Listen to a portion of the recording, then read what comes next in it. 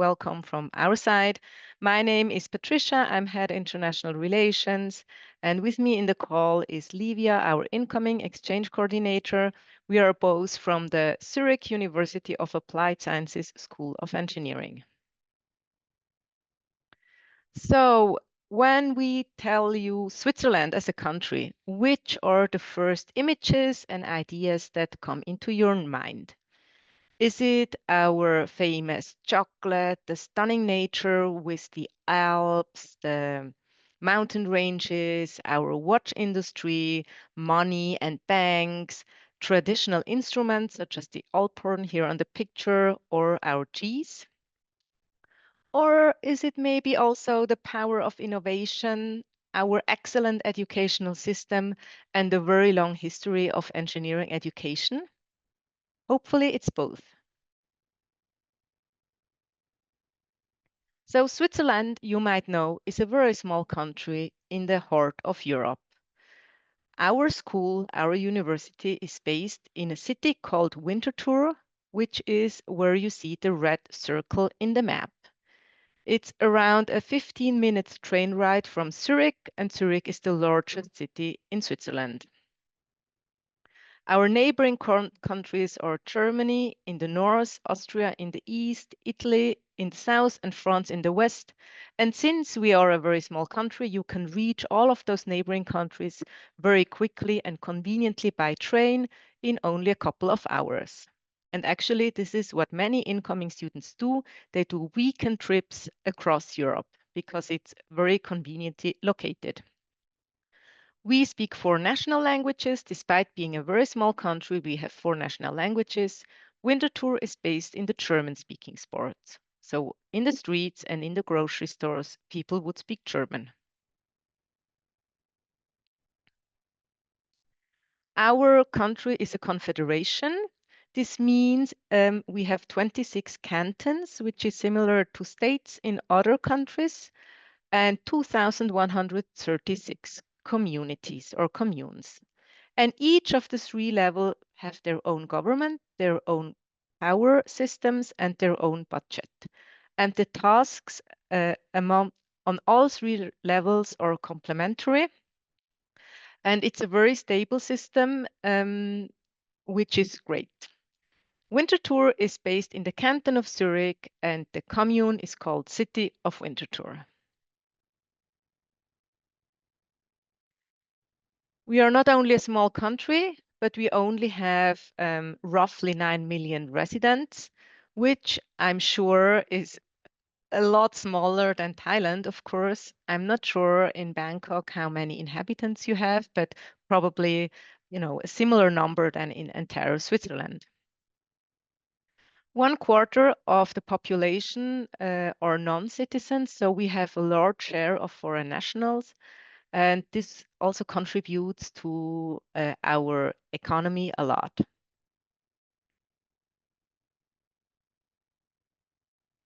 Next slide is the slide I'm most proud of. Switzerland has been rated as the most innovative economy since 14 years in a row. Year after year, Switzerland is #1 when it comes to the most innovative economies. And why is this the case? Indeed, the mixed population that we're having with all those foreign nationals and their backgrounds and innovation power contributes to that rank, but also our excellent higher education system and universities spread across the country. In particular, in the Zurich area, which includes Winterthur as well, we have a very innovative ecosystem in the field of AI and computer science. And together with the ETH Zurich, one of the top-ranked engineering universities, and our university, and many headquarters from international companies which are based in and around Zurich, this contributes to that system. Our university has 8 departments, whereas our business school, called School of Management and Law, is the largest one. We both, Livia and myself, we are based at the School of Engineering and we cover engineering subjects and computer science subjects. We are the second largest school.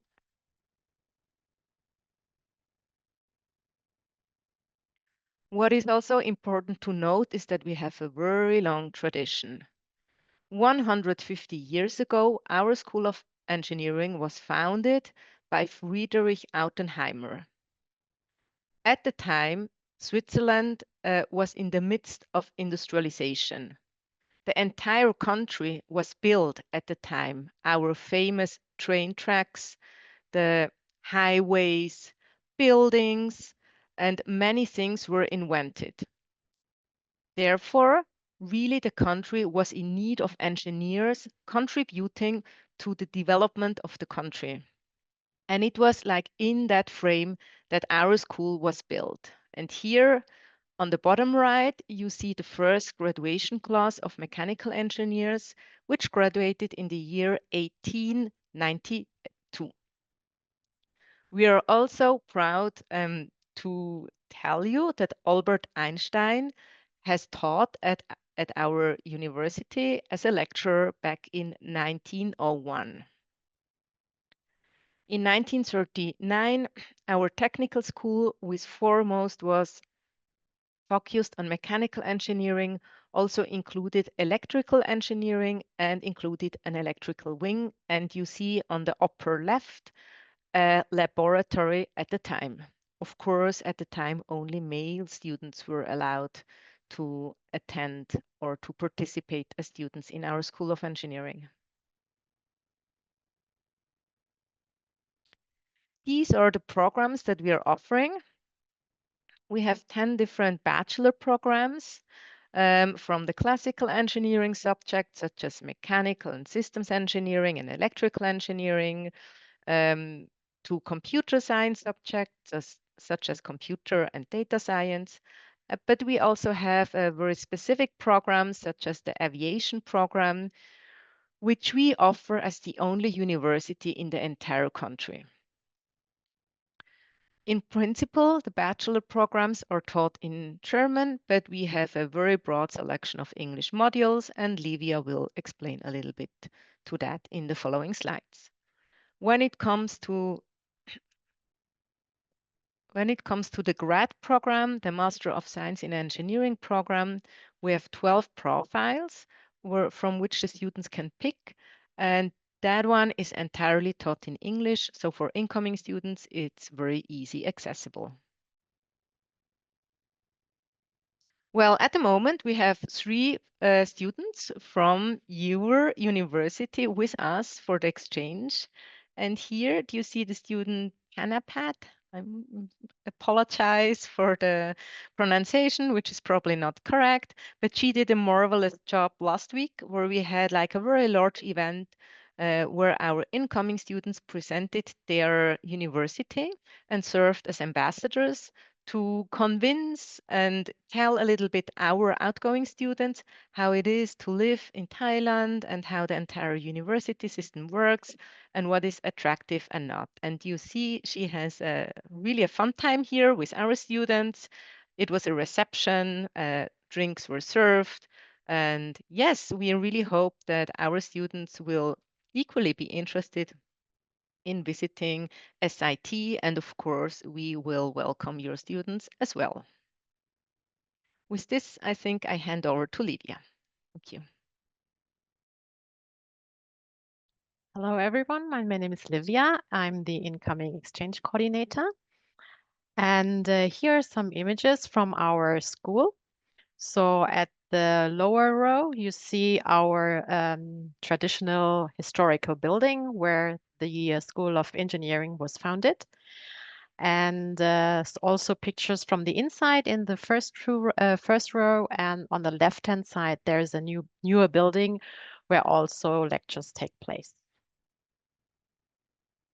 So once you have been nominated, this is a rough path through fall term in case you come in fall. So the application deadline is April 1st every year. Then in September, there will be a welcome week. Then 1 week later, the semester starts. In December, we do have Christmas holidays, and in January, you have 2 weeks to prepare for your exams. And mid till end January, there will be the exam period, and then by end of January, the semester ends. In case you come in spring, then the nomination application deadline would be November 1st. In February, mid-February, the semester starts, and 1 week, the welcome week starts. Then 1 week later, the semester starts. And in end May, beginning of June, you will have time to prepare your exams. And the next 2 weeks, there will be the exam period. And by mid-June, the semester ends. As Patricia mentioned, we do have for bachelor's 10 profiles, study programs. They are mentioned here again. And then there's also the Master of Science in Engineering.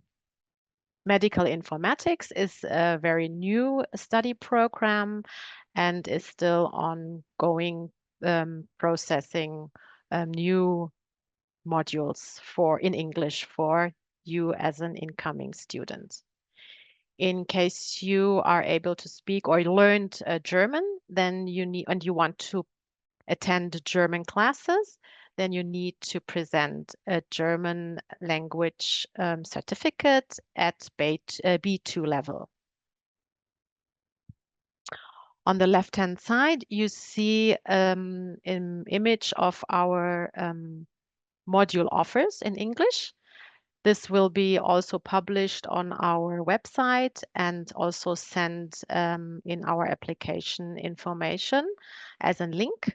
You will see all study programs listed with their English modules offered. And in the middle row, there is the module code. You can click on it and you will see the module description. So you get an idea what the content of each module is. So regarding exams, there are a lot of questions when students arrive at our school. So how will be the exam conducted, or how can you prepare yourself? So in general, at our school, there is only one final test at the end of the semester and no in-between exams. Permitted aids, it depends on the lecture and the module. So for example, it can be open books, the internet, own created notes, but it can also be that none of permitted aids are permitted. I advise every time the incoming students to contact the lecturers to receive precise information and maybe asking also for previous exams to get an idea how the exam is structured. Especially when you are in the lectures and classes, connect yourself with local students and build a study group. So how will each module be graded? So our grading system is 1 to 6, where the 6 is the best. You have to pass grade 4, so you get credits of this module. For incomings, the grading is for each module, for each class individually and cannot be balanced. Wherever our local students, they can calculate in module groups, so they can balance different modules, but not for incoming students. So perhaps there are students who might need to leave earlier because the next semester starts earlier. So for those students, we offer an early leaver program, let's say this way. So if you need to leave earlier, I will provide in an online session more information, how to prepare and how the lecturer will conduct their exams when you're leaving earlier.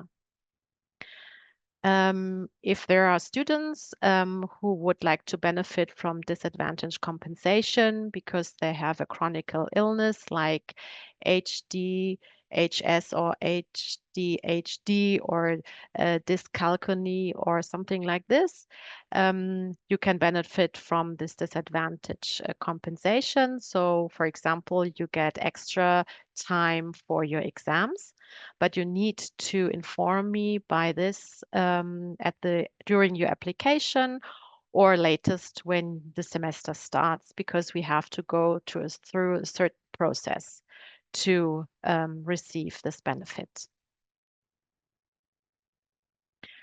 So for your preparation, once you have received our letter of acceptance, then you need to prepare your stay. So for example, the visa permit is very important. At the earliest stage, you need to go and apply for a visa. Then, of course, at the same time, you have to look for accommodation. So here we offer pre-reserved but limited rooms at the Student Accommodation Corporation called VOCO.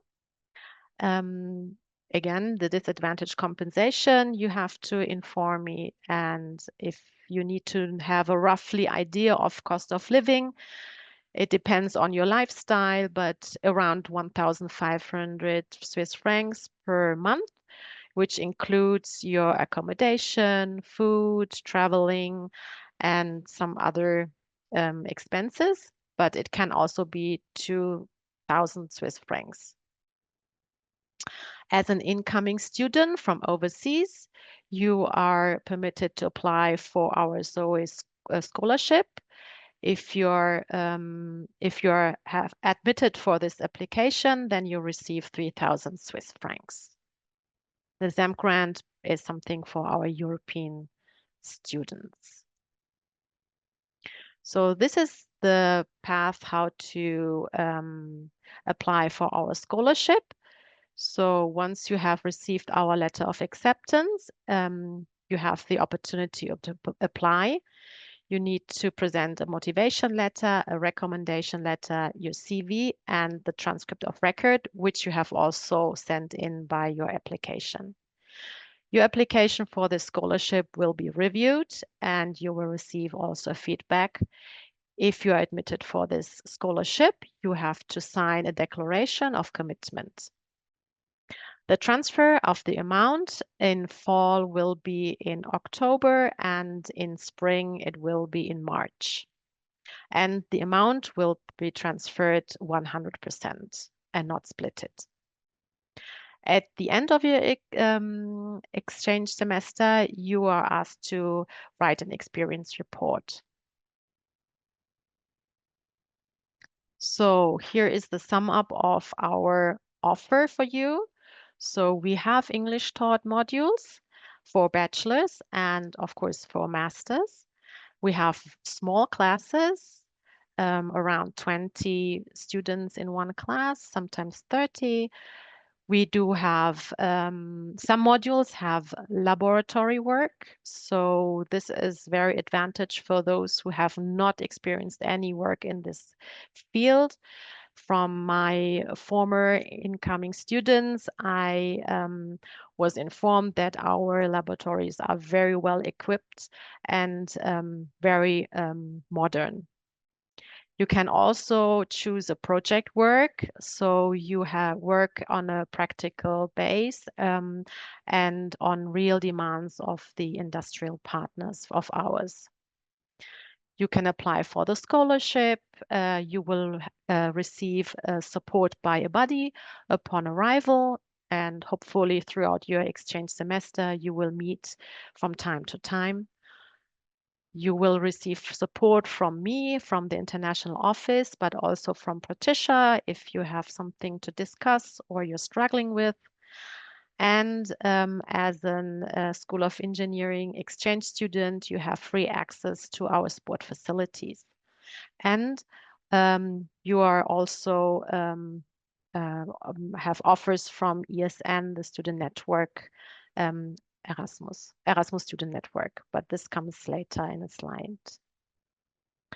So when coming in fall semester, we do have two major events. So one event is the guest students meet ZOE students, which mentioned Patricia before, where you represent your home university. And in fall, our farewell will be in December, and we are going to a little chalet which has the flair of Swiss home. In winter tour, we will have a cheese fondue together, and if the weather is good and cold, we have also some curling outside of the restaurant. In case you come in spring, we do have the same two major events. So guest students meet ZOE students. But in spring, the farewell will be outside here in Winterthur at a local club. It's called the Hornussen, which is a very traditional Swiss sport activity with barbecue. As well, in spring semester, if you stay longer than after the exam period, we will have our tailcoat week. So this is also a very traditional event for our graduating bachelor students. So there will be outside of our building some stands, drinks, and foods. And our students are dressed in back time tailcoat and ladies in dresses, as you can see on the right-hand side on the picture. And there will be also a parade through winter tour with self-builded vehicles by our uh, graduated bachelors. Here, information for the Erasmus Student Network. They are offering different sport activities in your leisure time.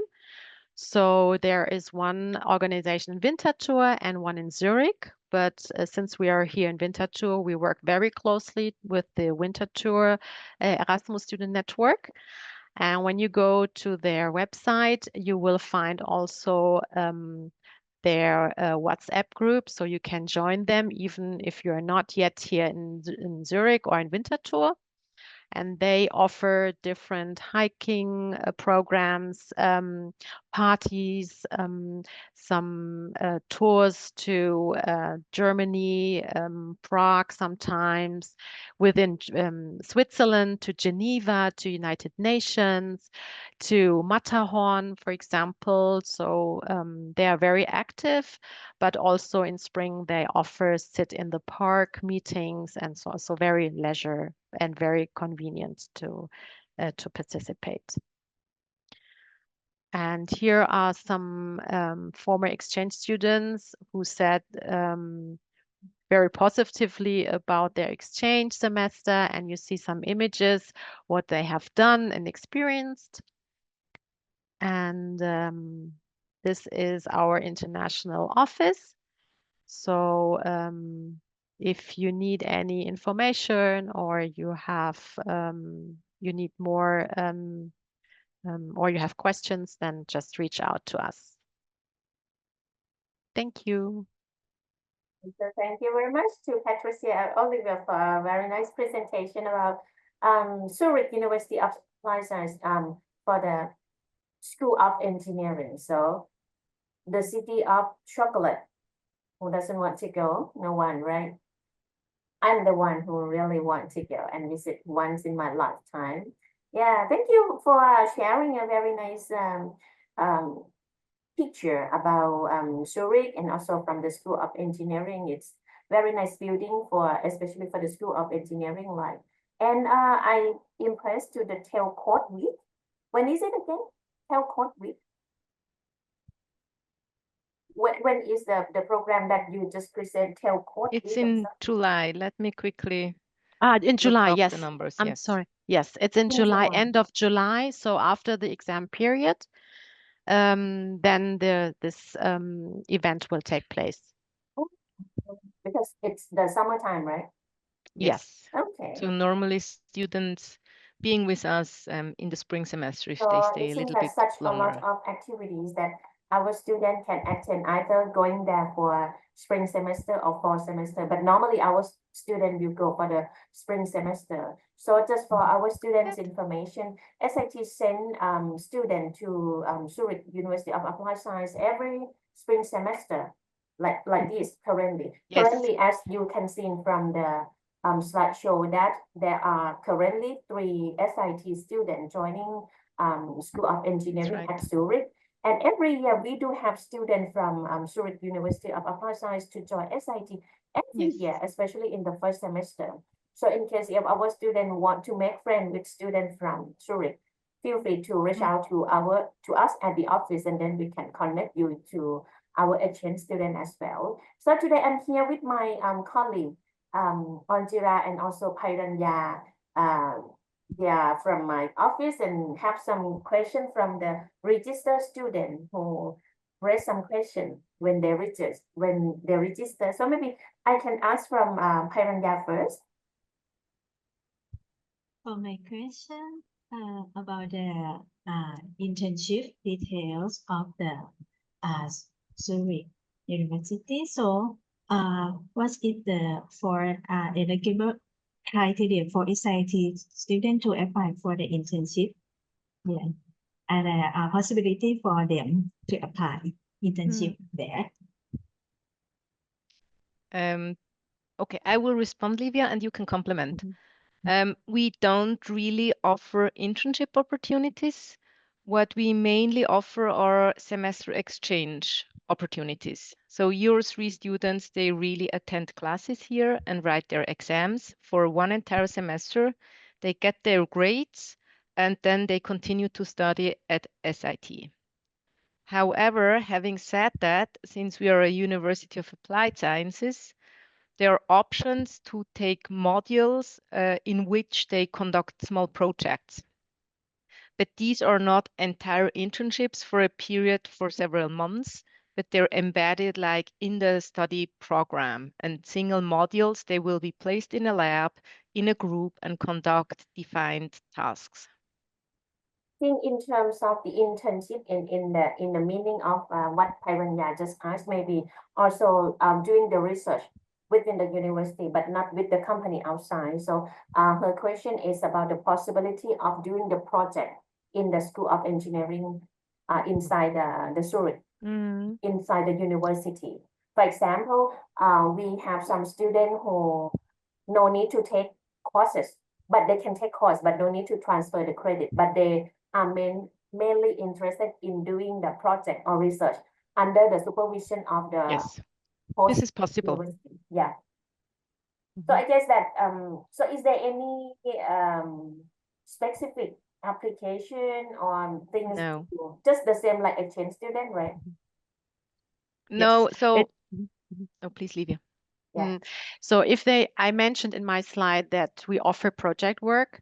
So your nomination is as usually with the same nomination link we have provided.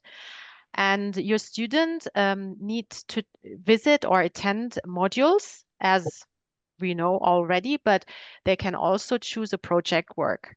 So if they choose a project work, this will be not, the subject will be not defined upon application, but after the application. So they will get access to another tool, which provides around 300 projects they can choose from. And then they will connect with the lecturer or the professor, the advisor, who will write with the student the project work.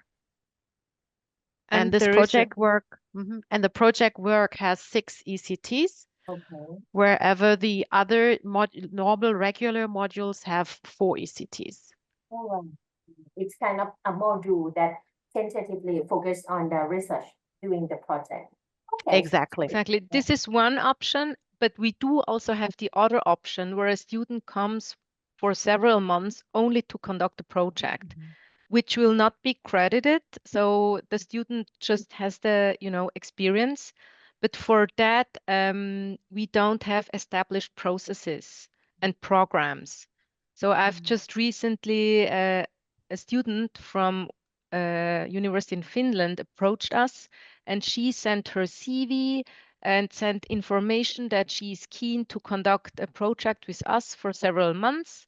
And then her international office nominated her by email. So this is a little bit outside. It also does not have to fit the semester dates. It can be somewhere. But exactly, then we have to search internally for a project that fits her or his background. And like in this case, it was feasible, so she can come and conduct that project. But exactly, it's not like an established program where our lecturers like offer and announce several internship or project positions, and then you can nominate students. It's more like an individualized process. Sounds flexible for the student in case if they want to do just only the project, they just reach out to maybe to our office first, and then I can reach out to your side and ask for the possibility if there is any available professor to host the student. Maybe no need to go in the to align with the application process. Exactly. Or application. Yeah. Sounds exactly. very good, and I think that this is serve to our student request in case if they are interested in this. Paranya, do you have any further question? No one question. Okay. Maybe Angela, you have some question. Hi, can you hear me? Yes. I would like to ask about the accommodation service. Do students need to apply during the application process or after they get a semester? After your students receive the letter of acceptance, I also share our accommodation information. And in this information, it is written that we have pre-reserved rooms at the VOCO, but they have to contact them by themselves. And it's like first come, first serve. So there is no application like application for an exchange semester, but they have to quickly react and contact the email address I have provided. And then they will receive information, the financial conditions, and so on. And if they agree to that, then they receive a room in our accommodation. If they are not that quick, or if the rooms are already occupied, then the students need to look by themselves. So we don't offer any support in searching for rooms. Is it easy finding housing within the Zurich city? It's so-so, let me say that way. It depends on the season. Definitely fall is much more difficult than spring. But then again, we realize, or we observe that more and more students are coming. So it's getting tight around Winterthur and Zurich. And sometimes you cannot expect to live within Winterthur city, but maybe some outside, and you have to travel back and forth 15, 20 minutes. It depends on. So, but still it's in a reachable area. It's not like 2 hours travel or something like that. So we have to remind our students to active in terms of looking for the accommodation, especially from the list that the university offer, right? So exactly. Thank you. And we don't have student dorms, so we don't have the option, right, to have a large number of students to put somewhere. So as soon as their exchange is confirmed, they really need to start looking into that. Straight away. And especially for spring semester, we do have Christmas break. So there will no answers. So if they start in December, and then answers will be coming in January probably. So very short time for preparation. So they need to ask to contact and get active straight away when they have received the letter of acceptance. So they better try to contact before Christmas break, right? Possible. Yeah. So talk about the scholarship, because I heard that in Switzerland students can apply for the scholarship as well as the for the Zurich University of Applied Science. How about the student in this semester? The 3 students, I'm not sure, did they apply for the scholarship or not? Yes, 2 did apply, and I think 1 did not. Okay, but how about the chance to get the scholarship? Is that high competition or any things to be concerned before applying? So In the far, so far the competition wasn't that high. But as Livia mentioned, as of this year, we see really a steep increase of incoming demands, which is very nice on the one hand. But on the other hand, like services and grants, get more competitive. So Oh, far, but yes, I would say students from Thailand, they should actually get the scholarship. I'm oh, on the board and I kind of make sure that those students joining us from less wealthier countries, that they really get the grant because otherwise it's almost impossible. I mean, except if they have very wealthy families, but otherwise it's really challenging. yeah. And it's easy accessible. They only need to upload terms of reference, a CV, a small motivation letter, and that's it. So it's really, yeah. So they will apply when they arrive to Zurich, right? It's in the Or they application apply before? process, yes. So, Livia has all the tools and processes, and within that, it's embedded. Already. So they have time to prepare for themselves to apply for that. So far, anything to be concerned because some students just feel that Switzerland is with the high living cost is high.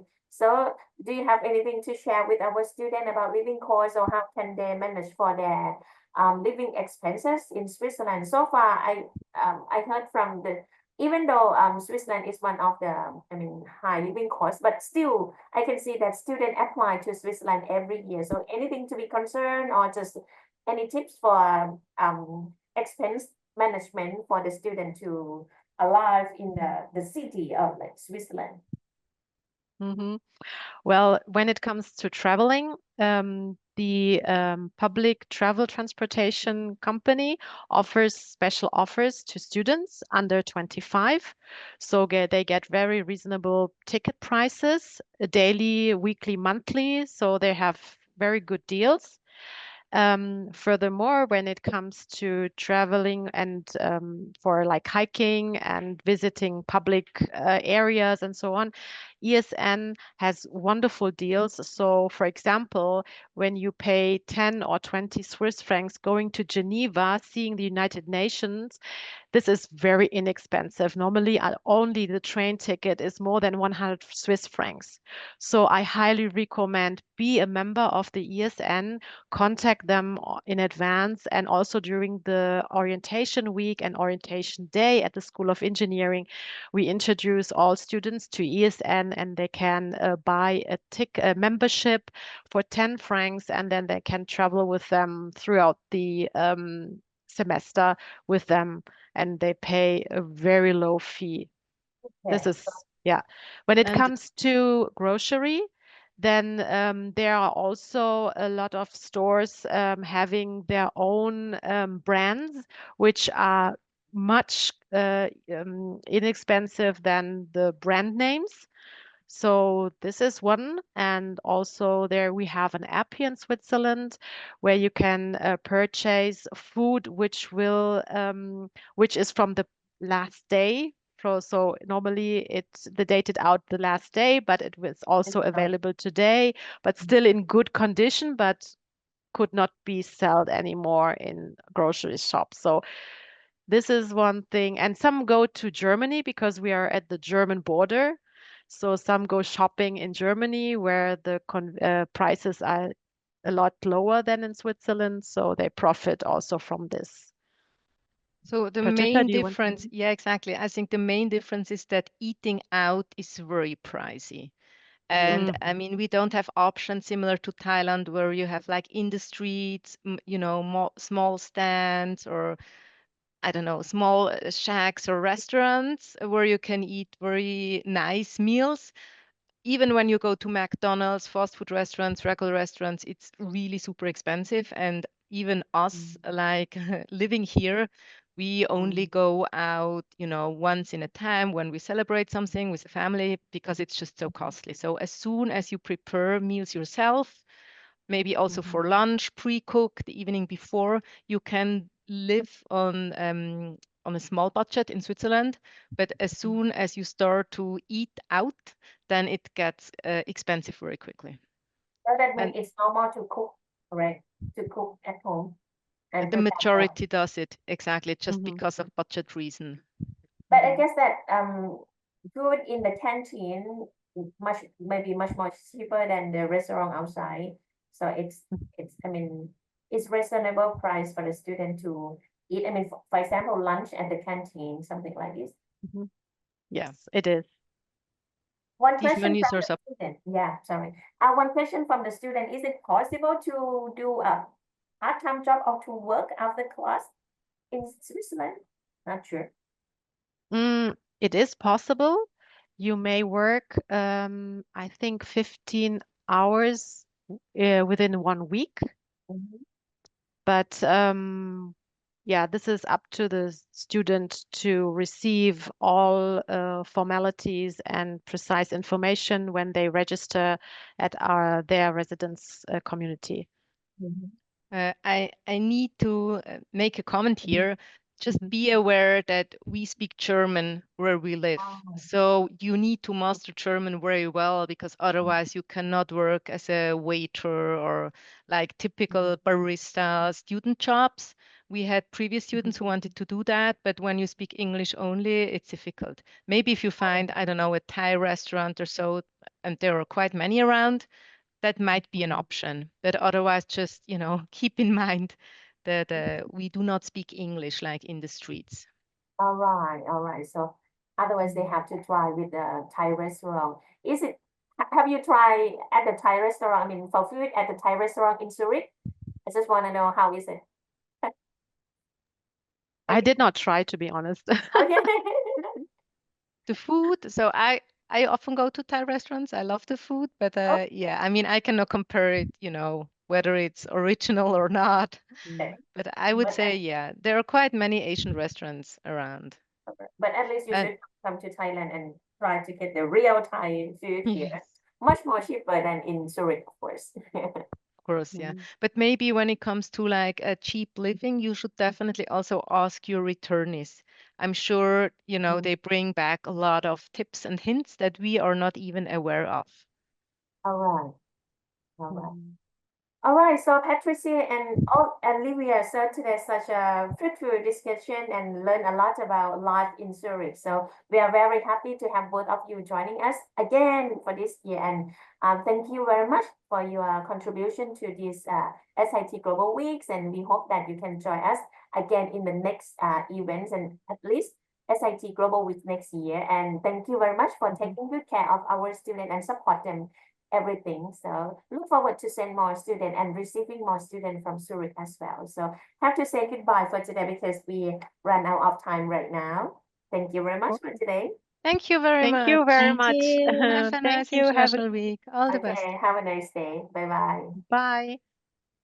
All right, guys. So now we just complete the first section, which is from Zurich University of Applied Science in Switzerland, one of the famous university among SIT students, which our student, your senior, always join in every semester, in every year. So, and in case if you are interested to this university, feel free to contact us and to get to know more about the details of your senior who joined this university, or even in some semester, especially in the first semester, we also have students from Zurich University of Applied Science to join SIT student exchange program as well. Now we will move to the next section, which is from our partner university from France. And I found that my lovely friends and colleague is here, Tanli from JUNIA. So Tanli, if you are ready, feel free to turn on your camera. Good afternoon from Thailand. Hello. How are you doing? Hi, very good. It's good to see you. Good to be here. Thank you for organizing this session again. Thank you Always very happy much to for participate. Yes, thank you very much for joining us. We are looking forward to having you because you will come with the good news for SIT students. So lucky for those who join us today, we'll get the good news from JUNIA and from Tanli. So Yes. actually we are 4 minutes earlier, but if you are ready Okay. and don't mind to start a bit earlier, please feel free to do that. Okay. So thank you. My name is Stanley Lemin. I work at an institution in France that is called JUNIA that I will present now. Okay. So I will up. Okay, so I will present JUNIA. So first of all, we're a French institution. So if you're thinking about going to Europe and going to France, so maybe we will be a good solution for you. So who are we? First of all, where are we? I should have said, where are we? So if you know a little bit about Europe, so what I understand is before that presentation, you had a presentation about Zurich, so in Switzerland, which is really close to France. So now we're moving to France and more specifically to Lille, which is a city that we can see on the screen, the dot, the red dot, which is called Lille. So it's a city which is in the north of France, the very, very north. So meaning that it has a border with Belgium. So you see, we're very, very close to Brussels, but we're also very close to Paris. France is not a very, very big country, so it's easy to get from one city to another. So this is a good thing, a very good point when you choose to study in Lille, is that, well, first of all, you can enjoy our beautiful city, but also you will be very close to other European cities. So we even call this part of Europe a Euro region, because within a few hundred kilometers, you will find yourself either in France, like in Paris, in the capital, or in Belgium. So many very nice cities, including the capital of Belgium, which is Brussels. You can be in London in 1 hour and 20 minutes. You can be in Amsterdam in 2 to 3 hours. All of this by train, by public transportation. Of course, within France and Belgium, Germany, the Netherlands, there are borders, but the student visa allows students to travel. Cross the borders without any stops. Of course, going to the UK, you might need some formalities, but it's still very close and very easy to go. So you can really enjoy that, this European feeling. Also, Lille itself is quite a big city. It's the fourth, sometimes, so depending how we count, fourth, fifth metropolis in France. And it's also a very big university center. And I will talk, of course, more about university life after that, but just know that Lille is quite a young city because we have many universities, public university, private university, various higher education institutions, specialized schools, etc. So there is a lively and young population, which means that there is also a lot of activities that are meant for young people in the city. It is a historical city. As you can see, a lot of old buildings. It's a very historical city with buildings dating back to the 17th, 16th century even, very old building, a very rich history, a common history actually with the bordering countries actually. But it's not only history, it's also a lot of more modern activities, a lot of places to go out, places to see, to watch sports, like a big stadium, to play sports, to go to cultural events, musical events, etc., etc. So there's a very lively scene in Lille, especially for students. So if we focus a little bit more about our university life, JUNIA is located in the campus of Lille Catholic University. So JUNIA is the School of Engineering, the School of Science and Technology within a bigger university, a little bit like SIIT is the School of Technology within Thammasat University. So same thing for us. So we are the School of Engineering within a big university. It's actually the largest private university in France. We have close to 40,000 students, and the university covers all areas of education. So it goes from business to humanities, science and technology, medicine, law. All these topics are offered at the university, faculties, schools, etc., etc. And obviously, since it's such a big campus that we're in, you also have all the activities, associations, residences, student unions. We even have a hospital that goes with the campus for the students in the medical school, for example. So it's a big university. It's centrally located in the town. So and it looks like this. Not all the buildings look like this, but the surrounding, it's a very nice British-looking building. So this will be the local environment that you will be in if you choose to come to JUNIA. And then I will go a bit more into the what we do at JUNIA and how we see things.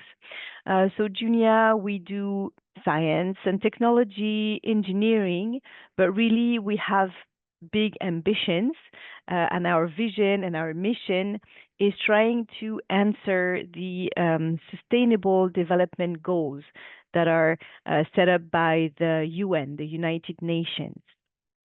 So there are a certain number of sustainability and sustainable development goals to try and have a better living, better planet, etc., etc. So everything we do, we try to go around these sustainable goals and how to answer these goals and how to have a transition for this kind of world. So all of these around our activities about feeding the planet sustainably, developing the digital and industrial transition, accelerating the energy and urban transition, and strengthening health and well-being technologies. It means that what we do in the departments, in the courses, in the programs, in research, will try to go around answering these goals. And of course, in any higher education institution, you will find at JUNIA the three main missions, which is training, of course. The main mission is to train young students to become young executives, young professionals with a specific training, not only scientific, not only technical, but also an all-around whole person training with values, with human values, etc., and managerial skills as well. Another mission is the business services.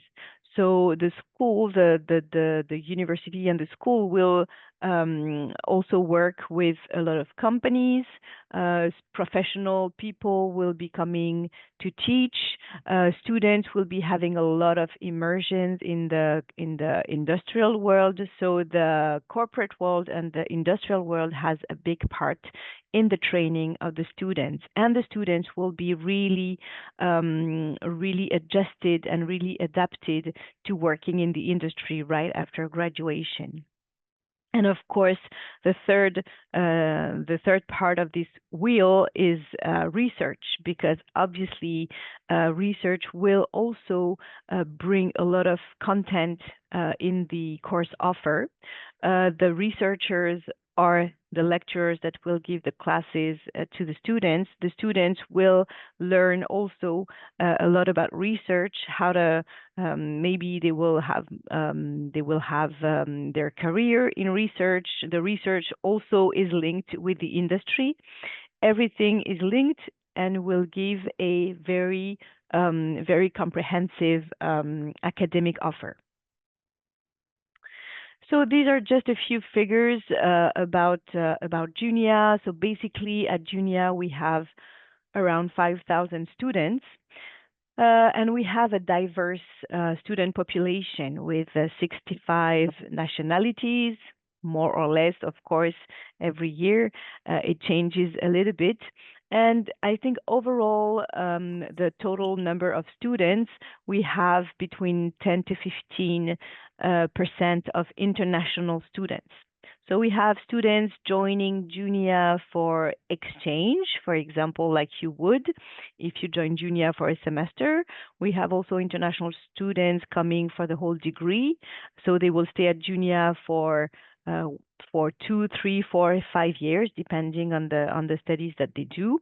And they come from many countries, as you can see.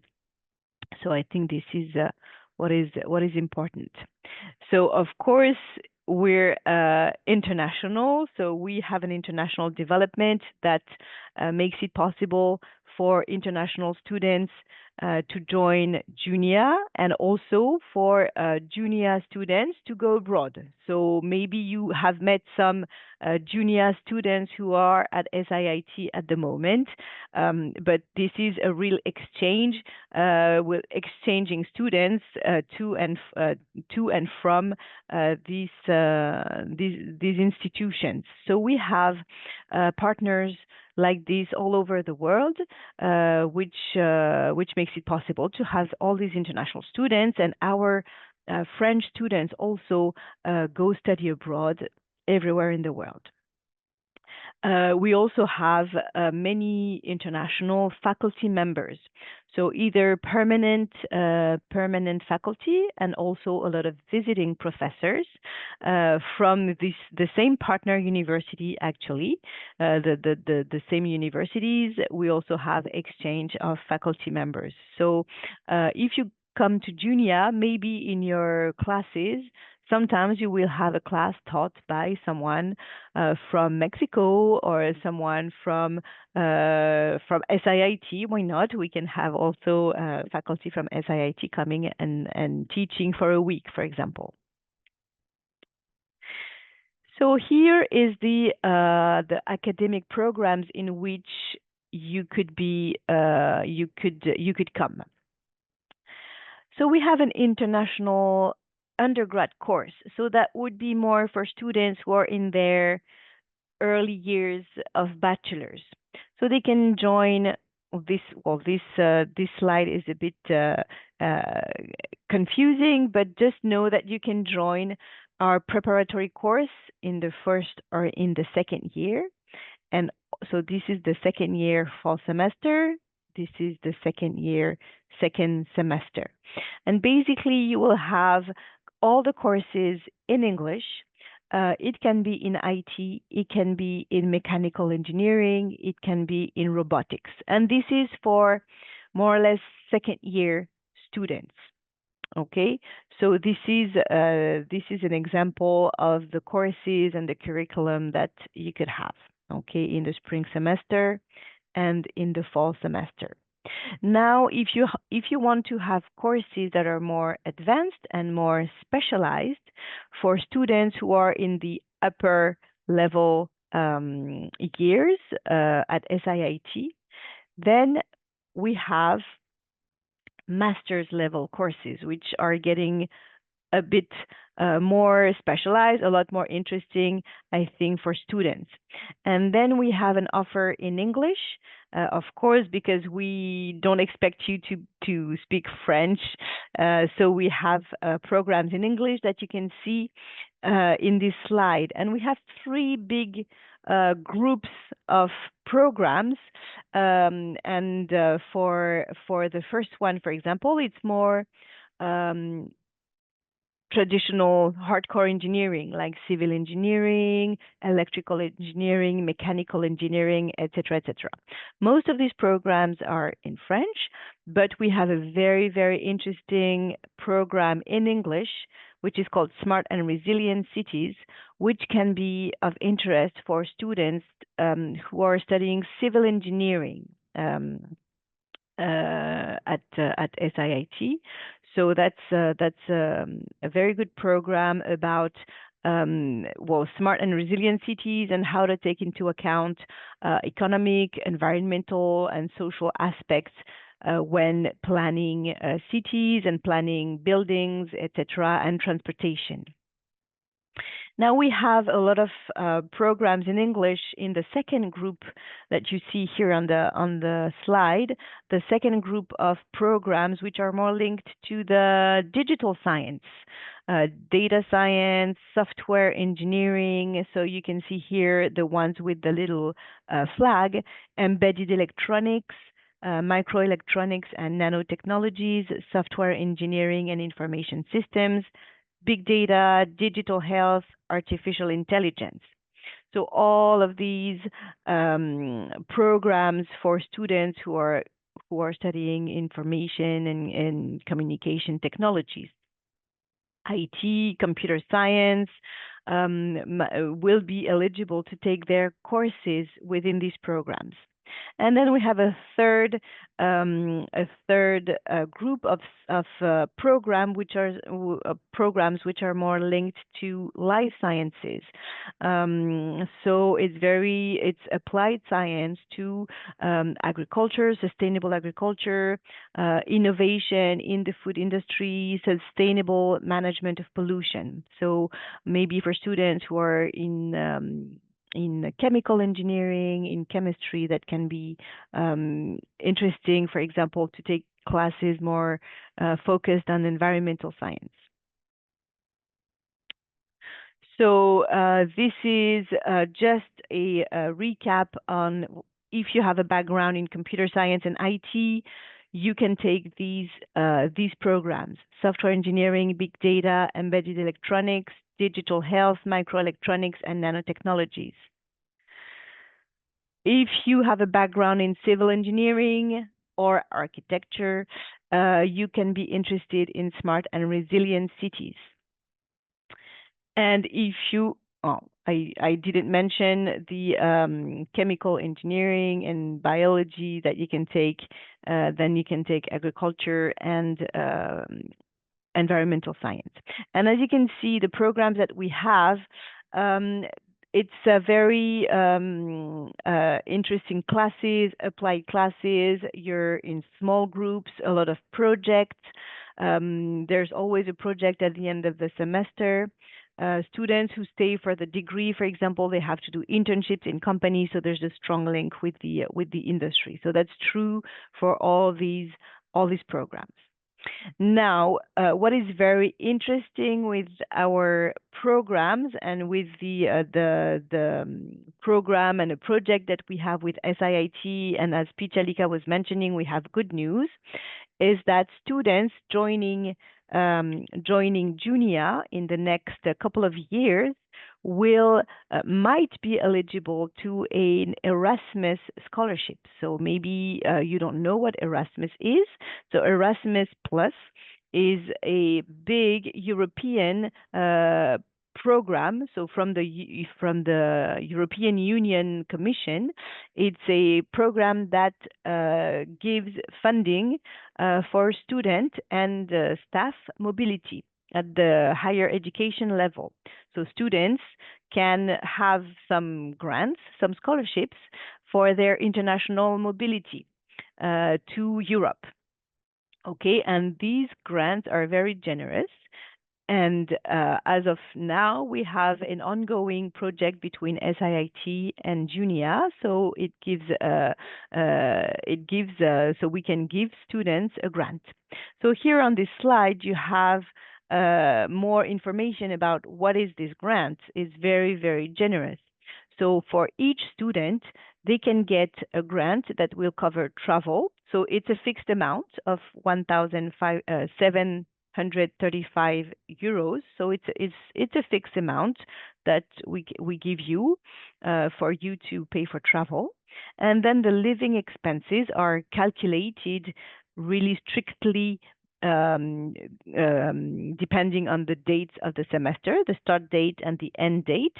And it's calculated over the €900 per month to the day. Okay, so this is very comfortable. After that, I will talk more about the expenses that you have to expect, and you will see that the grant covers everything. So it's really, really interesting, and I hope that you will be interested in doing this. Of course, we have a limited number of grants, so we will be happy to have a lot of candidates to join the exchange program. Some candidates, some students might be admitted as an exchange student with the grant. Some students might be admitted as an exchange student without the grant. And this will be a selection that we will do based on academic level, based on motivation, and it's a selection that will be done by SIIT and by JUNIA as well. So I will give you a bit more information about the general exchange program and how does it work and what to expect when you're an exchange student at JUNIA with or without the grant. Okay. So first of all, maybe the question that is more stressful for the students will be maybe accommodation. Where will you live if you come to JUNIA? So first of all, we have on-campus residences. So they are one of the services, one of the many services by the main campus, the Lille Catholic University. So we have a big campus. So obviously there are all the services for housing, for dining, etc. So they run a certain number of residences on campus, and the service that is managing all this is called ALL. ALL. So all residence halls, they're run by the university, and it's an online application. Of course, usually the dorms are around the campus, so it's a walking distance to go from the dorms to the classroom buildings. Some of the dorms are a bit farther in town. As I mentioned before, the campus is really in the town, so the dorms can be in other streets or other neighborhoods. But Lille is a nice size city. It's not like it's nothing like Bangkok, for example. It's much smaller. And we also have partnerships with off-campus student residences. So you have a list there, and I have another slide for that. Let me show you. So yes, the off-campus residences is also verified by JUNIA, and we have partnership with them. So when students mention that they're JUNIA students, then they will have a smooth process, and it will be facilitated. Okay, but it's not run by the university. There are private organizations that run these apartments or residences. Okay, and here is an example of the budget that you can have and a comparison. If you're thinking, should I stay on campus in the dorms? Should I stay with a private residence? How much will it be? Will it be a bigger room? Maybe I won't have to share the bathroom or the kitchen, etc. So it all depends. The services may be a little bit different, the price will be a little bit different, things like that. So it's something, you have all this information, we will give you all this information, and then you can make a choice of what you want to do. Okay, so these are the main options. Of course, so this is these 4 options that you can see. The first one is really the on-campus residence, and the 3 others are private residences, but we have partnerships with.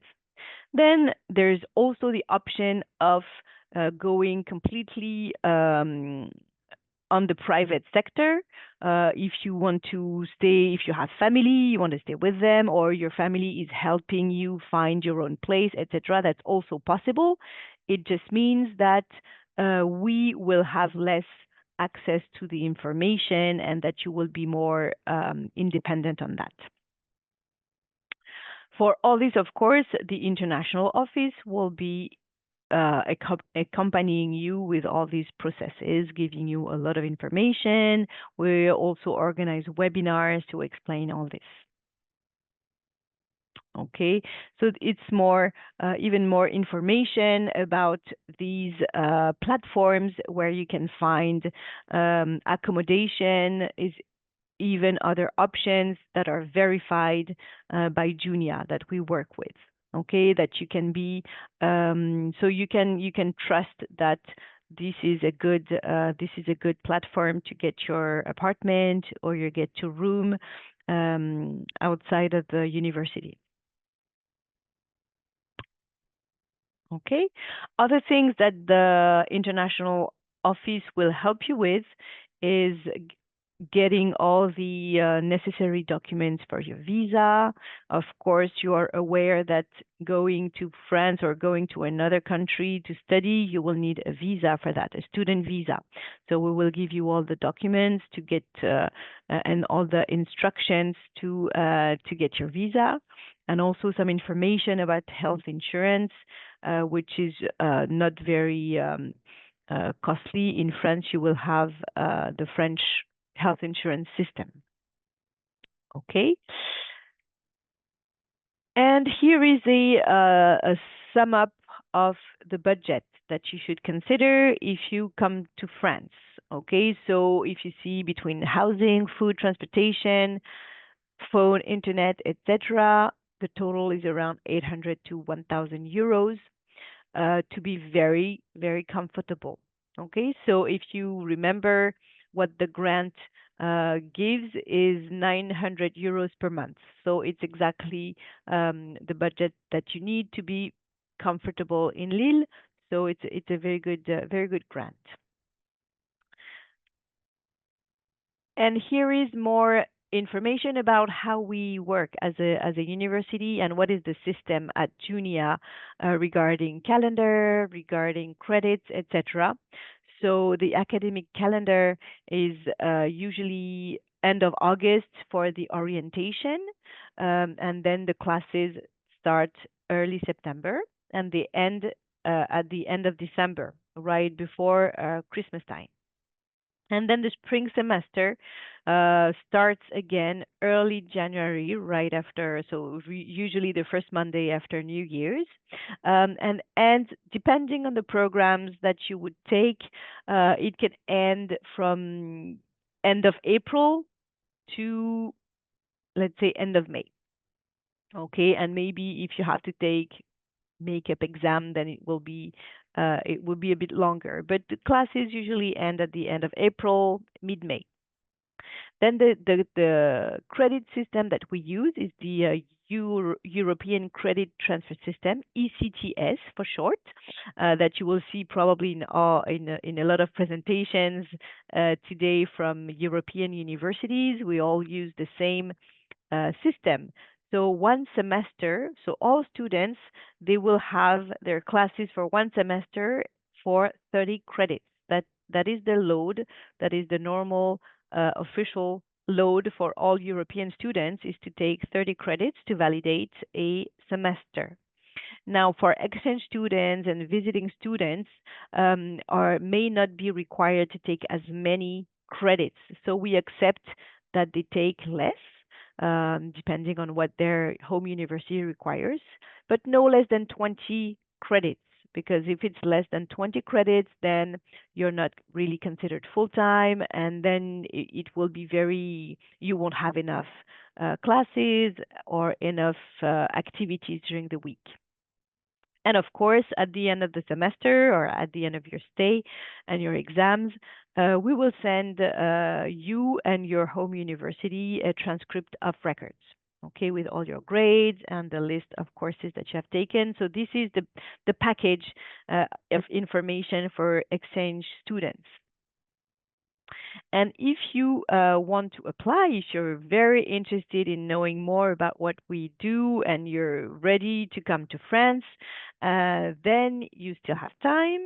If you want to join us for the fall semester, you have until the end of May to apply. And if you want to join us for the spring semester, starting in January, then you have to apply before the end of October of 2025. Okay, so the procedure is that you have to talk to your university, of course, say that you're interested, and then they will send us a nomination. And after that, when we have your contact, we will send you all the instruction for the online application.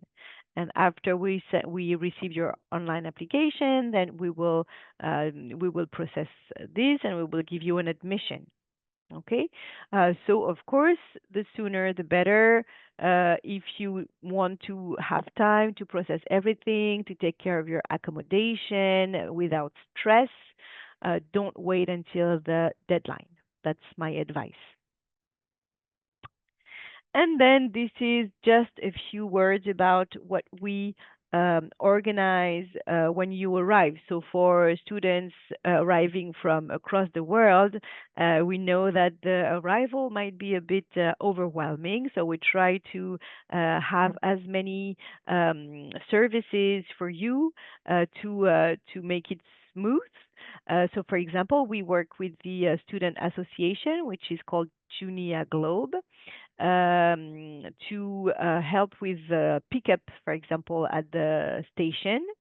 So the easiest way to arrive in Lille is by train, actually. So because we're so close to Paris, people fly to Paris, and then there's a direct train between the Paris airport and Lille Central Station.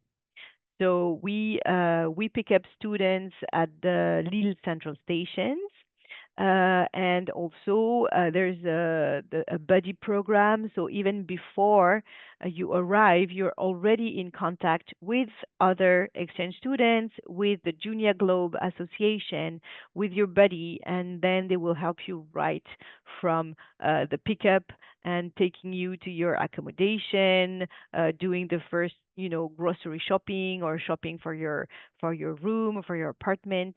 And this association is also organizing events throughout the year. So it can be dinners, it can be after work event or after school event. It can be also sometime a 1 day trip to Brussels or 1 day trip to another city in the region to visit for cultural activities, etc. So this is really a good way to start, and so your first contact will be with fellow students.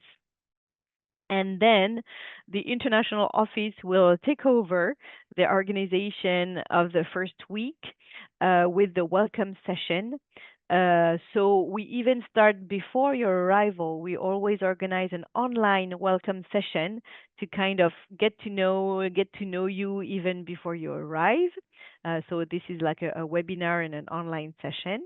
And then at the beginning of each semester, we have, of course, the first day of meetings, and then workshops to help you get through the many formalities for administration, like getting your bank account, getting your visa validated, getting this and that registered to the right courses, etc., etc. So during a week, we have activities like that to get you really settled into the school system, and also meeting with the other students, getting to know more about the classes that you will take, about your academic advisors, etc. Also about French classes. All international students, they have to take French classes during the welcome session and then also during the whole semester. So don't worry if you've never taken French before. We have groups by level. So if you're a complete beginner, then you will be put in a complete beginner's class. but this will help you know a little bit about the French language, about the French words, just to know a little bit about your new environment and say a few things. So this is the first week. We also have sports activities on the first week, ice-breaking activities, a picnic, etc., especially for students who arrive in the fall semester, because late August, early September, the weather is still very, very nice. So there's usually a picnic outside. We are surrounded by a very nice park in the city. So there's always that. Of course, for students arriving in January, it's another story because it's very, very cold in January. So obviously, we cannot have a picnic outside, but we have other activities indoors, of course. Um, so I don't know if I can, I think this is the last slide. I do have a video. I'm not sure how the sound system will work. So let me try and play it. It's just a video of the welcome session. If you don't get the sound, maybe you'll get the image.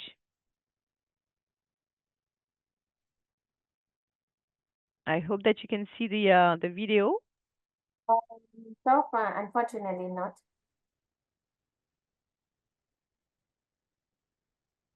Pichalika, can you see the video or not? Unfortunately not. Not. Okay.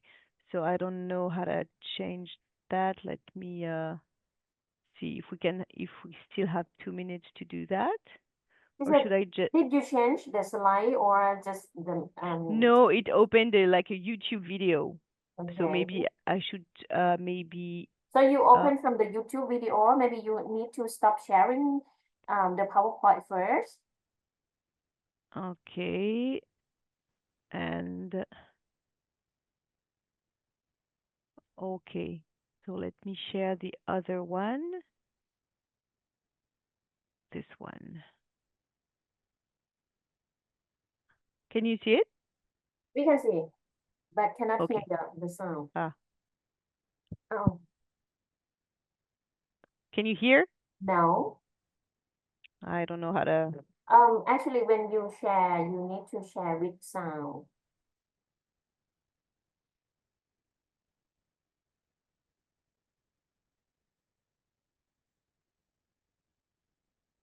Or otherwise, you just explain to the video.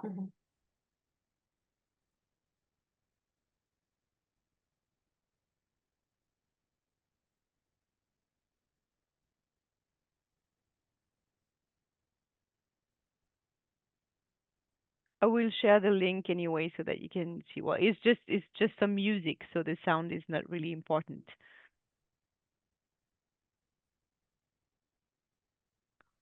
That gives you an idea of what it's like. So this is obviously the one in September, in August. All right. It was outside. It's for the fall semester.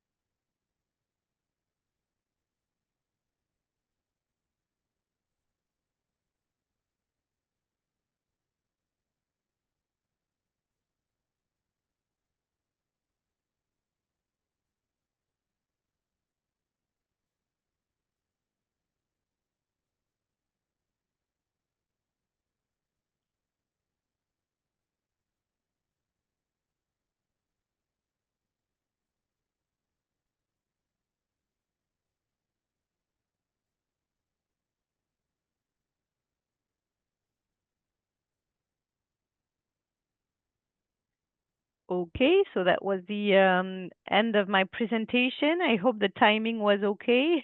Yeah, we still have time if you want to add something.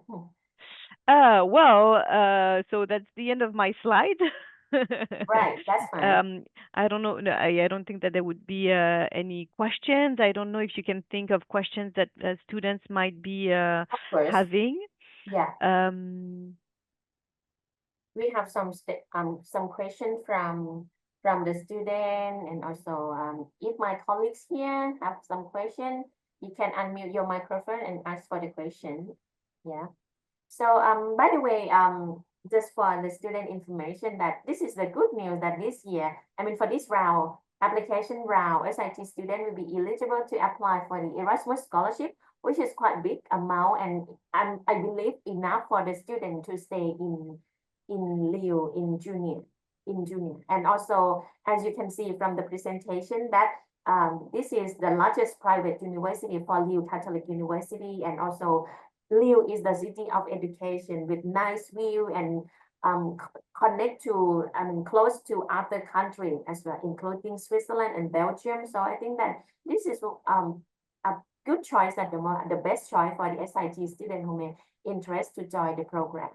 So I found that my colleagues just turn on the camera. So maybe Hiranya, yes, and Angela, if they have the question, feel free to unmute the microphone and ask. Okay. And Hello, also, Tanvi. hello, hi, nice to see you, Nice to to see meet you. you. And also we had students from SIIT, not the past 2 years, but before, or the past, 2 years ago, maybe we still had some students from SIIT. So there's a group of students. I don't know if probably they graduated now from SIIT, but maybe they left some testimonials or of their experience at JUNIA. So hopefully that can be also a good point to show for the next students. I think they all had a good time here.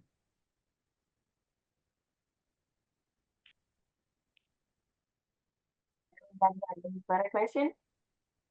Okay. Yes. The question from me, okay, I'm taking care about the internship opportunity for SIT students. So, what types of internship opportunity are available for SIT students, and what are eligible criteria? Are there any specific for the industry company that frequently collaborate with JUNIA ISEN for SIT internship students? Okay. Mm-hmm. Yeah. So students, when they join JUNIA ISEN for a semester, they will, most importantly, they will take courses. They will take the classes, and then the end of the semester is it's a project, okay, that they do with so they do it in school, and it's linked usually to an issue given by a company. So that's a first link. So it's not an internship, but it's a link with companies doing a project. So it's several weeks at the end of each semester. So, for example, the last month we'll be doing a project. Then, if we have students who are very motivated and interested in having a full-time internship in a company, then we can consider during the time that they're here in class and in project, maybe we can consider helping them finding an internship in a company for a few months before they go back to SIIT. So I don't know if it's clear. It's not really possible to come directly just for an internship. It would have to be something motivated for students who are really who can really justify that at the end of a semester in class. I don't know if it's clear. Mm-hmm. Just having experience for to have a feel of the internship. Yes. It's not really possible to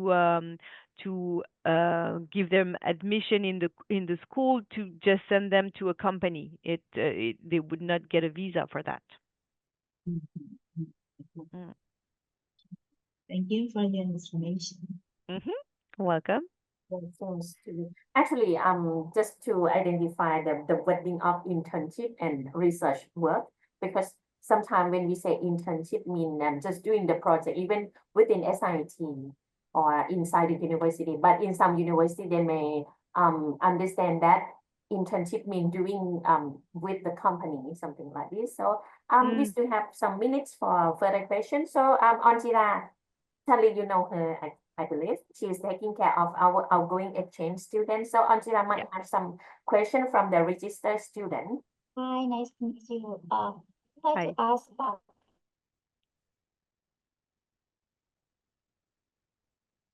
Anjira seems disappear. Yes, you're back. Okay, English cannot hear. certificate for do you require B2 level, right? Okay. She asked about English certificate that you require B2 level. So is there any official document that you Yes. require? Yes, if they can provide any kind of official test like IELTS or TOEFL or TOEIC, or even I think now we can accept online testing certificates like Lingua Skills or Duolingo.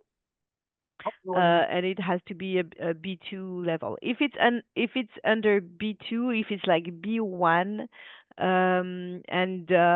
but it's really they're recommended by you, but the English level is a bit under B2, then we might have interviews to really check that.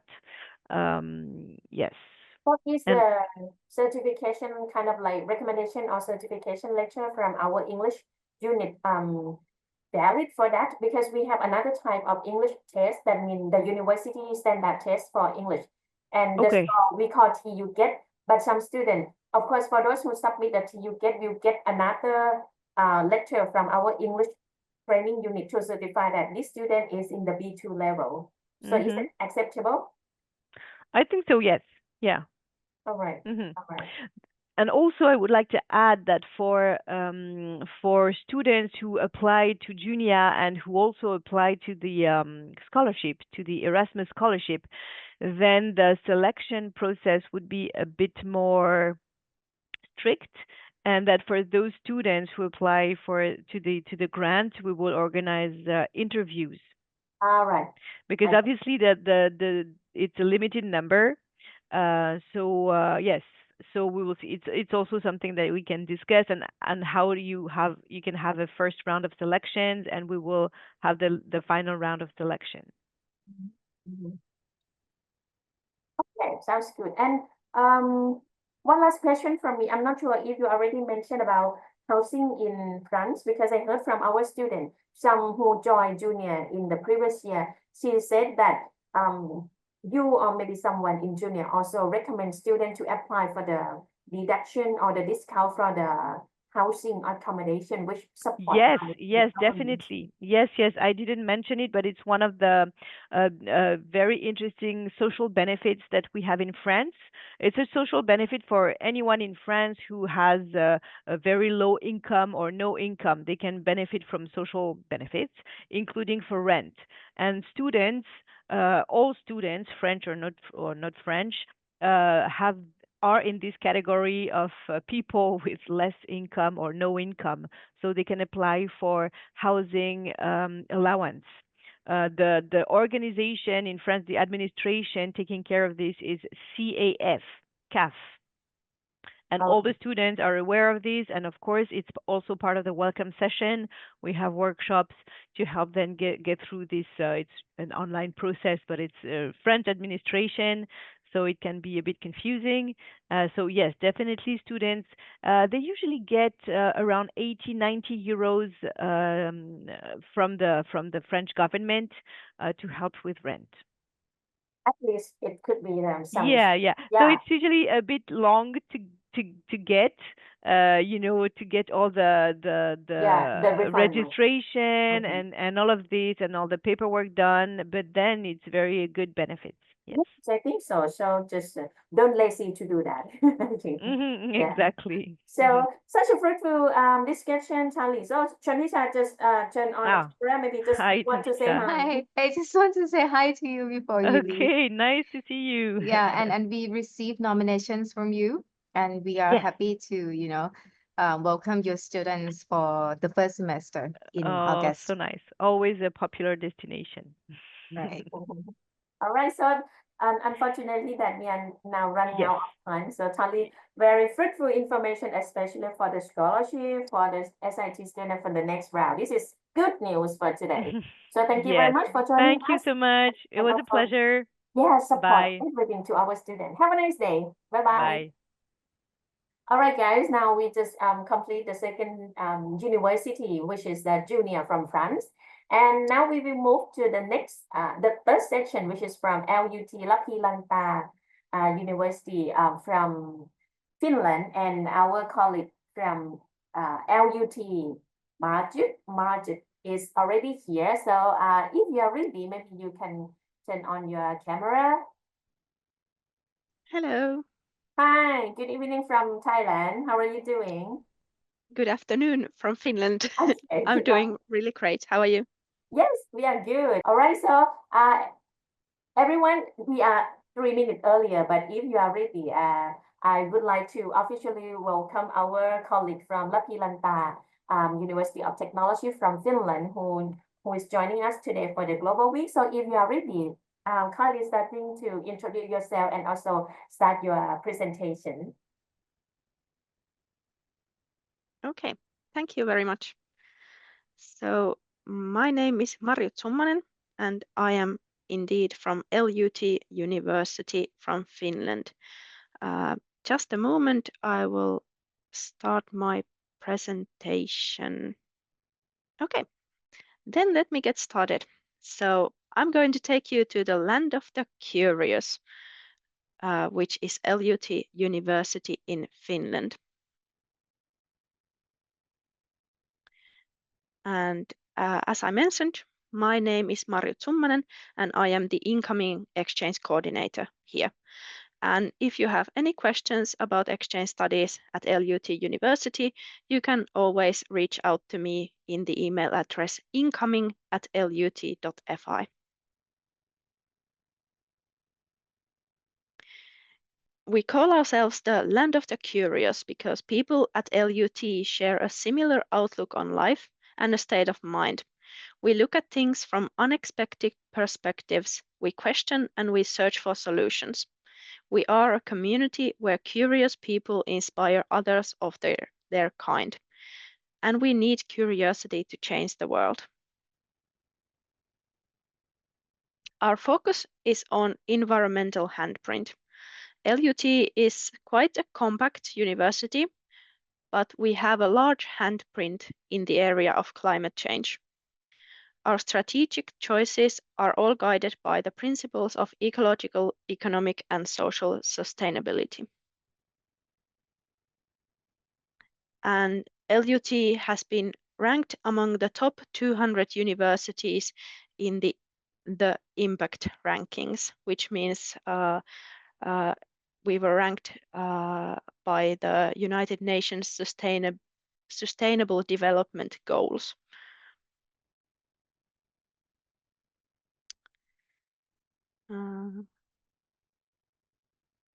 Okay, here we go. And some other rankings, LUT is among the world's top 300 universities, and our business school has been ranked among the top 150 business schools in the world. LUT University is quite a young university. We were founded in 1969 as a University of Technology and Business. Later on, a few years ago, we added the study field of Social and Communication Sciences. We have a bit more than 8,000 students, and we welcome approximately 200 incoming exchange students every year. We are quite an intercultural university. We have 98 different nationalities represented on the campuses, so among our staff and students combined. And approximately 1/3 of our first year degree students are foreign nationals. So the exchange students are not the only international students at LUT University. We welcome exchange students starting from next autumn semester. We welcome exchange students on both of our campus cities, so both in Lahti and Lappeenranta. Previously, all of our exchange students have come to our Lappeenranta campus, which is the bigger one. But as we are building up the study fields in Lahti as well, and the course selection there, we now feel that we have enough courses also on offer in Lahti in a few study fields. So here you can see all the study fields available on each campus for exchange students. Students of industrial engineering and management, if you are a bachelor level student, you can decide if you want to go to Lappeenranta or Lahti campus. But industrial engineering and management master level students, the studies are available only in Lappeenranta. And then for software engineering students, bachelor level studies are offered in Lahti, and master level students can decide which campus they want to join. And all the other study fields are currently only in Lappeenranta. And you can see on the map where these cities are located. As I mentioned, Lappeenranta campus is the bigger one. We have a bit more than 6,000 students on our Lappeenranta campus. Both of our campus cities are fairly small. Lappeenranta has the population of 70,000 people, and it is located by the Lake Saimaa. And actually the university itself is located by the lake. So it's a very beautiful area. And in Lappeenranta, almost every 10th resident is a student. So the student community is very strong here. And Lappeenranta was ranked the most affordable student city in Finland a few years ago. And it's easily accessible, only 2 hours by train from Helsinki, where the main airport is located. Then our Lahti campus is a bit smaller. We have almost 1,500 students on our Lahti campus currently, and it's growing very rapidly all the time. On both of our campuses, we share the space with LUT University of Applied Sciences. So even though in Lahti we have less LUT students, there are more lab students there. So the student community itself is bigger than these numbers show. And Lahti has the population of approximately 120,000, so it's a bit bigger than Lappeenranta. And it's also a bit closer to Helsinki, so it's only an hour by train from the airport. Very easily accessible. And as you can see from the picture, there's a lake as well. Moving on to education at LUT University.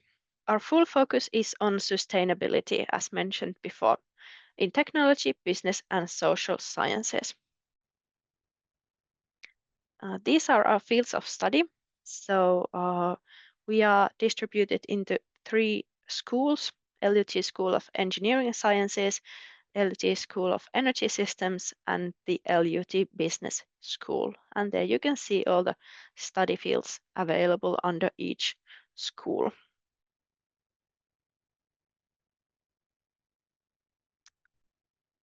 What courses we offer for exchange students? The language of instruction for all of our courses for exchange students is English. So you don't need to know Finnish.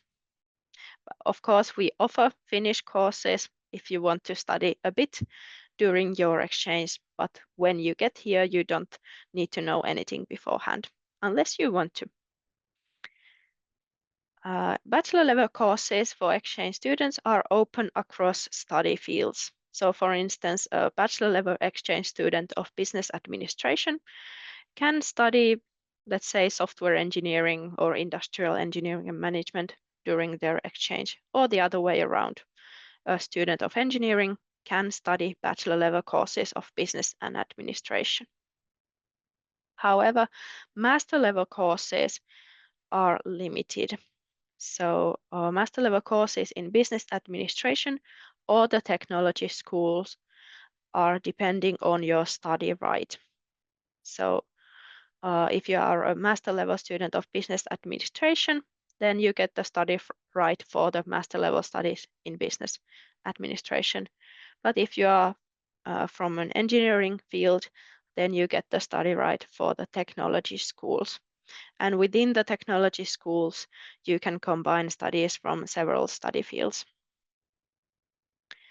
And please note that bachelor level students unfortunately cannot take master level courses during their exchange unless they get a specific permit from a teacher of the course. Besides these, we also offer a variety of language courses, for instance, in Finnish, English, German, French, Chinese, etc., as well as courses in intercultural communication. And these have been very popular among our exchange students in the past. At LUT University, you have the possibility to add sustainability studies to your own study field. And you can find all our course catalogs and application instructions from our website, lut.fi. The pathway is under the main title Studies. There you can find Exchange Studies. But at the end of my presentation, I will show this QR code again, and you can scan it and go to the website for further information.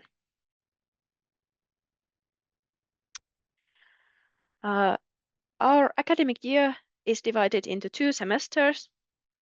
Autumn semester starts fairly early, already at the beginning of August. The end of August, we have the orientation days. And the orientation days are absolutely mandatory to attend to get a smooth start to your exchange. And the autumn semester finishes in late December, so before Christmas. And those are the dates for the next autumn semester. So for Lappeenranta campus, the orientation days begin on the 26th of August. But if you are arriving to Lahti campus, then you should already be here by the 19th of August. And the semester finishes by the 19th of December at the latest. And for the spring semester, unfortunately, we need to begin the orientation days very early in January because the courses already begin on the 7th of January, I believe.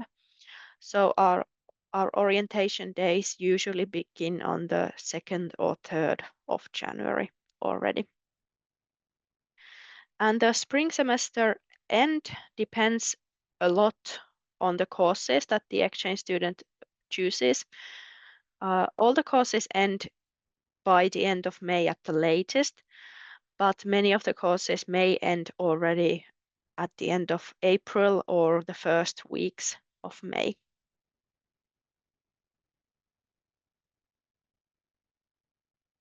Then about the application process. For the autumn semester, the nomination deadline is the 8th of May.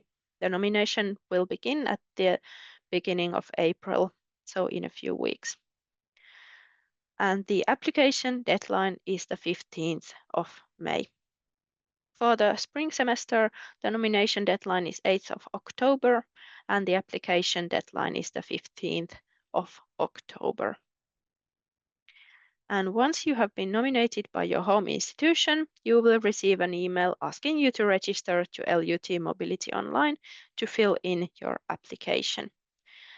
And the required attachments to the application is a certificate of English proficiency, transcript of records, a copy of your passport, and a learning agreement, which is a list of courses you are planning to take at LUT University. I could tell a bit more about the Certificate of English Proficiency. So on our website, you will find a complete list of certificates that we approve.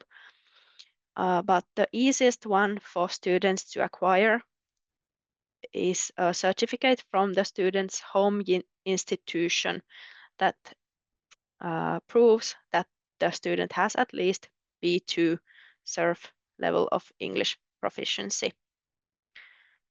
So we accept a document from the home institution. It doesn't have to be an official language test. But if you cannot get a certificate from your home institution, then we also accept, for instance, TOEFL and such Cambridge official language tests. But the full list can be found from our website with the application instructions. On both of our campus cities, student housing is available.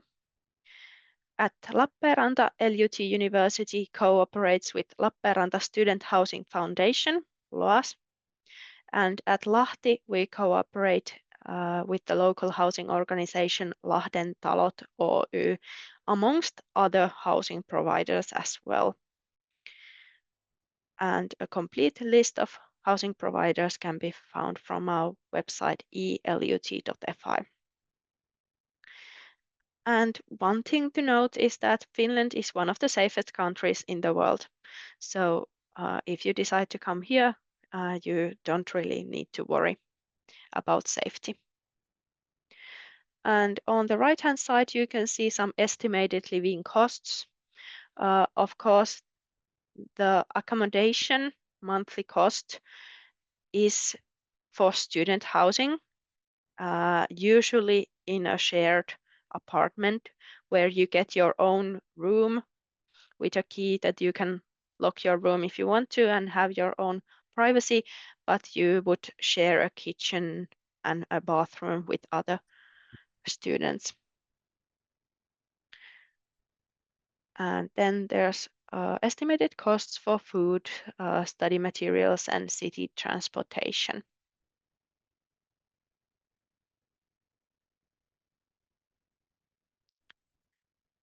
The student culture at LUT University is very active, and we guarantee that if you want to attend everything, you will never have a dull moment during your exchange. We have the student union, LTKY, and 14 different guilds, which are student associations of a specific study field, amongst with more than 20 different hobby associations, from beer bong to skiing and from gaming to horse riding and everything in between. You can find a club for that. And also the ESN, Erasmus Student Network, is very active in both of our campus cities, Lappeenranta and Lahti. And even though the name is for Erasmus students, it covers all the exchange students. So even if you are not an Erasmus exchange student, you are very welcome to attend all the ESN events. On both campuses, we have sports facilities that offer gym and group exercise classes for very student-friendly prices.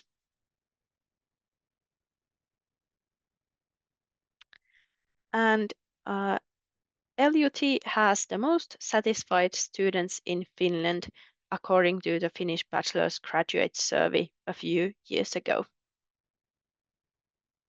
And this is actually a picture right near the Lappeenranta campus. So you can see the Lake Saimaa there.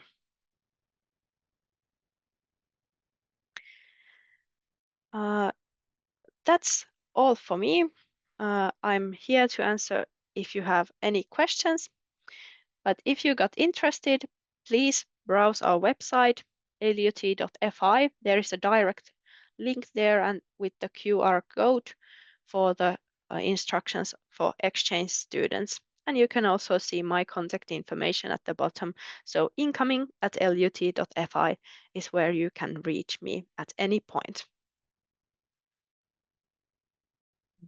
Thank you. to Marcus for your Thai presentation about the land of curious. Such a nice word. I love this quote. Yeah, the land of curious. Yeah, very good. Good to remember. Yeah.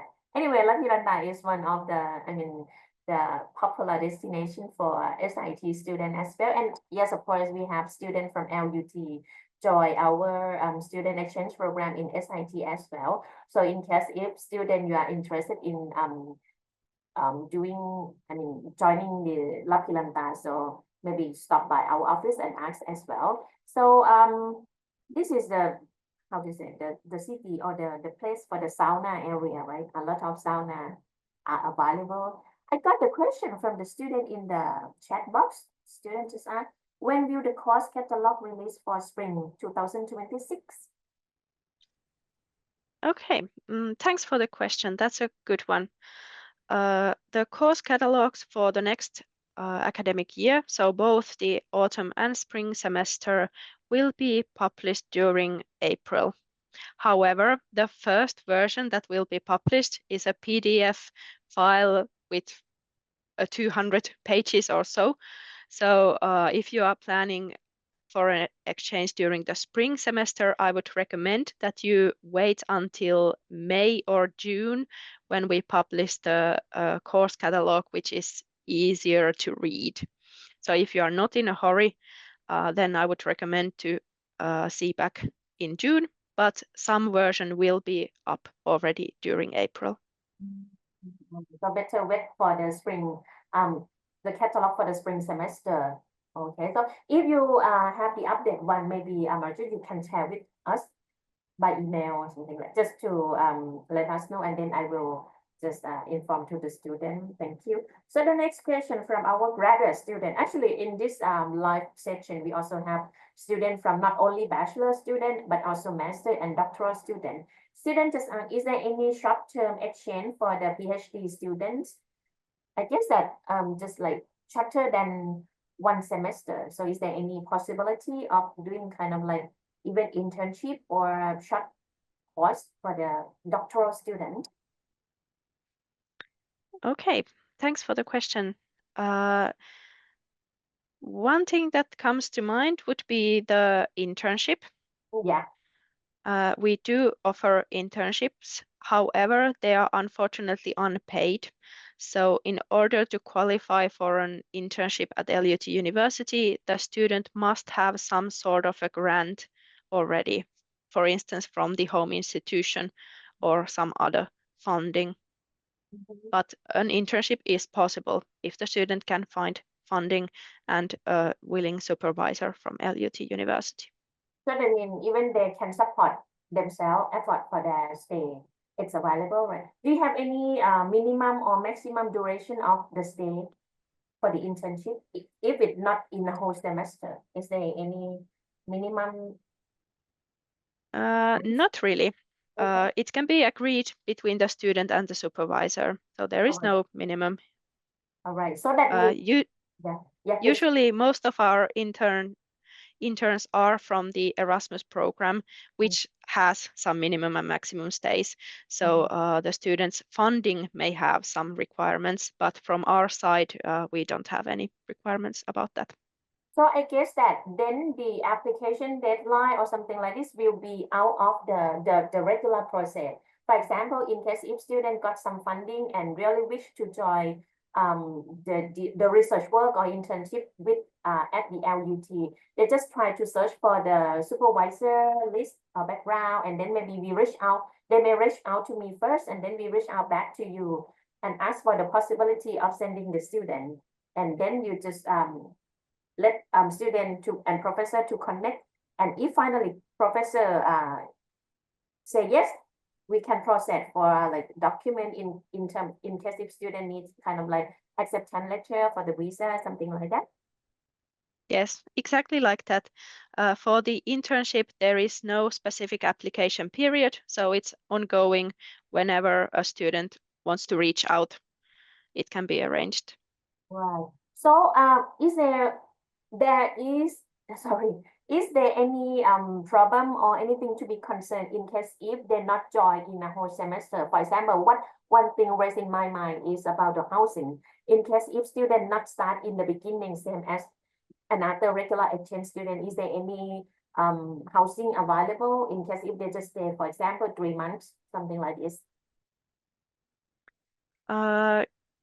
Actually, it might be even easier to find housing if you are not starting exactly at the beginning of September, which is the busiest time.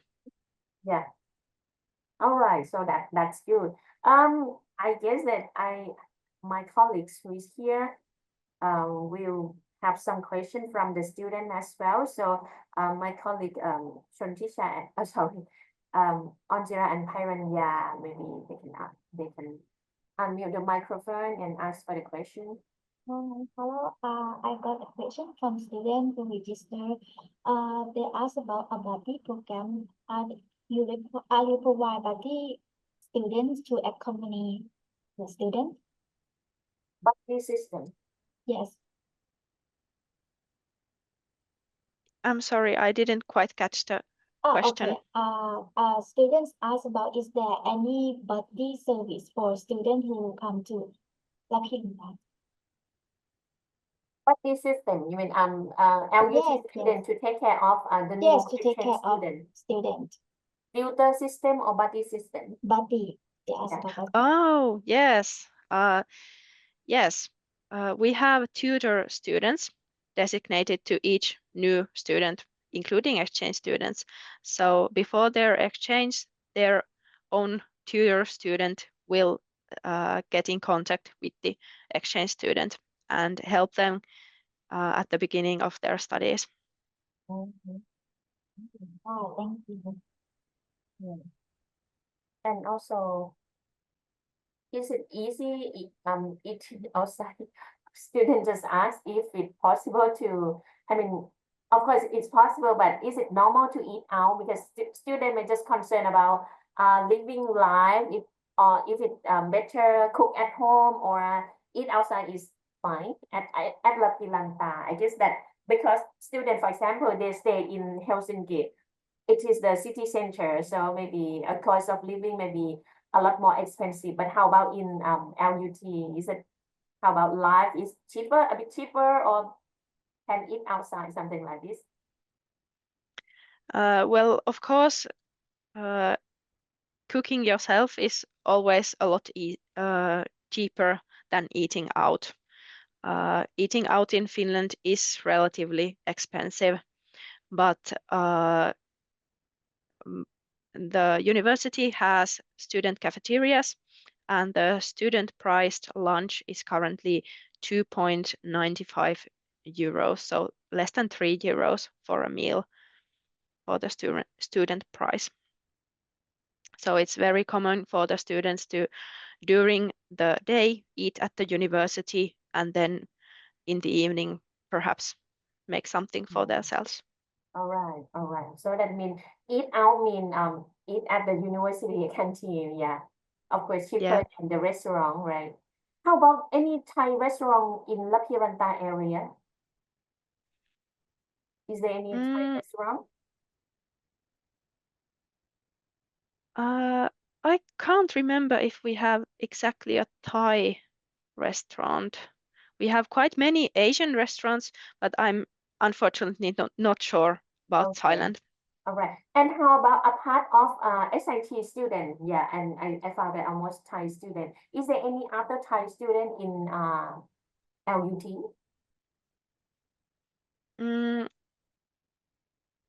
If I remember correctly, we do have some other partner in Thailand as well. And then, of course, amongst our degree students, we have students from Thailand. So that means they can still find some Thai student or make some community there during their study over there. So this semester, when students join, students just wondering if they can get snow or not. But of course, they will see snow in the beginning, like January, February, or even in March, like this, still have snow, right? But even though it's melting, so in April maybe no snow. Yeah, hopefully it has melted before April, but it's not uncommon to have what we call takatalvi, which means like winter returning. So we may have like 1 day of snow during April or even in May. But yes, in January and February, definitely we will have snow. Okay, so for sure that everyone will see snow if you go in the spring semester at the LUT. And one Yes. last question from me, actually from the student, just wondering if you are offering the basic Finnish class for students who may wish to learn basic Finnish language. Do you mean during the exchange or Yeah, before during it? the exchange program. Yeah. Yes, during the exchange program, we have basic Finnish courses. Mhm. Almost every of our exchange students chooses to attend these courses. Okay, is that free of charge, right? Yes. Is that include the credit or just study for knowledge? It's included in the credits. All right, all right. So I hope that our student will get some knowledge and be able to communicate in the basic language of the Finnish. Right. So Angela, do you have any other question? It's okay for me. All right, so Marcus, thank you very much for your kind presentation for today and with a lot of information, and also thank you very much for taking good care of our students every semester when they join LUT, and we hope that next year we could send more students to LUT and receive more LUT students to join SIT student exchange program as well. So thank you very much for your contribution to this SIT Global Weeks for this year. I hope that you will be able to join next event or activity, including maybe next year Global Weeks as well. Thank you very much for this opportunity to present our university, and we look forward to welcoming your students. All right, so thank you very much and have a nice day for today. Thank Bye you. for Thanks. today. You too. All right. All right, so everyone, now we just complete the third section, which is from our partner from Finland, Lappi University of Technology. And this is one of the famous university, as I mentioned earlier. And now we come to the last session for today, which is from the top leading university in Asia, which is where I guess that many students are waiting to hear and to learn more details about Tsinghua University, our newly partner from China. And today we have our lovely colleagues from Department of Industrial Engineering at Tsinghua University. Good evening, everyone. Can you hear me? Sawadee from Thailand. Thank you very much for joining us today. Yeah, thank you very much for the opportunities. Yes, we have to thanks to you for this contribution. So actually, we are 10 minutes earlier, but if you don't mind, we can even start right now. Then you can have more time for your presentation or with the question from the students. So if I may, I would like to take this opportunity to officially welcome our lovely colleagues from the Department of Industrial Engineering at Tsinghua University from China, one of the best university in Asia at the moment. So please welcome our colleagues from Tsinghua University, and please introduce yourself and start your section. Thank you very much. Okay, thank you very much. So firstly, I would like to introduce our side. Firstly, I'm from the Department of Industrial Engineer, and my name is Haitang Wang. I'm the supervisor of the International Master's Programs at the Department of Industrial Engineer of Tsinghua University. And today, I also invited one of our current PhD student, William, and also one of our alumni, as well as the alumni of SIIT, Rome, to attend the session. And firstly, I would like to invite William to introduce the university, since he has studied here for many years, and maybe he would like to share his points about Tsinghua University to your students. And then I will introduce our department as well as the international master programs, our student exchange programs with SIIT, as well as the summer school program of our department. And last, I will invite Ron to share his experience to study at Tsinghua University.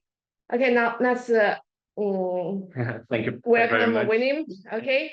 So hello everyone. Good evening, everyone. A warm welcome to our presentation on what it's like to study at Tsinghua University. I'm your host, William Gui, joining you all the way from Beijing. I'm currently a doctoral student in the Department of Industrial Engineering, and I'm also completed my master's degree right here in the same department, and I'm thrilled to share my experiences with you today. So let's dive in. Okay, so we'll start with a quick overview of Tsinghua University, its history, reputation, and what it makes to stand out. Then we will zoom in on the international programs offered by the Department of Industrial Engineering, giving you a sense of the global opportunities available.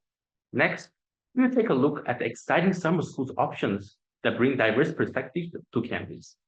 And finally, we will wrap it up with some inspiring stories from our alumni, sharing how their time in Tsinghua shaped their journeys. So let's get started.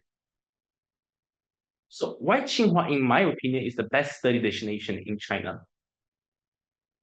I still remember the days when I was researching university for my graduate studies. After finishing my bachelor's degree in Brazil, I was eager to find the best destination in China to elevate my academic journey. Naturally, I turned into the most prestigious rankings systems like US News, THE, and QS rankings to guide my decision. And there it is, Tsinghua University consistently shining at the top 20 university worldwide. In some rankings, it's even stood proud as the #1 university in all of Asia and China. That kind of reputation really caught my attention. But it's not just overall ranking where Tsinghua shines. It's true powerhouse in specific fields too. According to US News, Tsinghua takes the top spot globally in engineering, artificial intelligence, computer science, and environmental engineering, just to name a few. And it doesn't stop just there. Honorable mentions go to fields like sustainable technology, nanoscience, art, and business, all ranking within the top 10 worldwide. It's this incredible depth and excellency across disciplines that really set Tsinghua apart on the global stage. Now, let's talk about the vibrant community at Tsinghua. With over 50,000 students calling the university home, it's a birth hub of talent and diversity. Among them, 3,000 are international students, and they come from every corner of the globe: Asia, Europe, North, South America, Africa, and beyond. It is this rich mix of cultures and perspectives that makes the Tsinghua experience so dynamically and truly global. Tsinghua University is a home to an incredible array of departments spanning every research field imaginable. But today we are focusing on one of the particularly exciting, the Department of Industrial Engineering. So enough with the data. What about how it's like to study in Tsinghua? Here's something that really opens doors for international students. Tsinghua offers 32 different graduate programs, fully taught in English, covering both master's and doctoral levels. And within that impressive lineup, our Department of Industrial Engineering proudly features programs like IMEN, International Master of Engineering Management, and GMA, Global Manufacturing Analytics Program. There are fantastic opportunities for students from all around the globe to dive into cutting-edge studies at Tsinghua. And when it comes to diving deep into studies, the libraries here are absolute treasure. We've got 8 massive libraries across campus, and the best part, you can access every single one of them. Personally, I'd recommend checking out the management library. It's a fantastic spot to lost in your research. And there's another gem at Tsinghua, our giant art museum, which draws over 3 million visitors every year. It's a cultural powerhouse right on campus. And the best part, it's completely free for Tsinghua students to visit. We also have a science museum and also a history museum. So let's talk about how is the day-to-day life in Tsinghua. Now, for me, one of the most important parts of daily life, maybe the most important, is the food. And thankfully, Tsinghua delivers in a big way. We've got over 17 different canteens across the campus, serving up to amazing variety of culinary styles from all around the globe. Whether you are craving for something familiar or ready to explore some new flavor, there's always something delicious waiting for you. For example, we have canteen where it's specialized in Western food and also traditional Chinese foods and even fast food options. Sports are absolutely central to Tsinghua spirit. There is even a really famous motto that we live by: no sports, no Tsinghua. And we back it up with 23,000 square meters of top-notch sport facilities. You've got more than 44 different options to choose from. Over 60 sports teams representing the university, and an impressive 1,400 professional student athletes pushing the boundary of excellency. It's all a part of what makes this place so dynamic and alive. Here's some facilities examples. We've got multiple gym centers, courts, ice skating fields, even indoor snowboarding machine. Now, let's not forget about the arts. They are all vital part of Tsinghua education too. We got over 170 arts courses to choose from, giving students plenty of ways to explore their creativity. Plus, the university provides dedicated spaces for creative expression. Here's some of the auditorium options to present and to. Here's some example of student space and event creativity for your creativity and performance.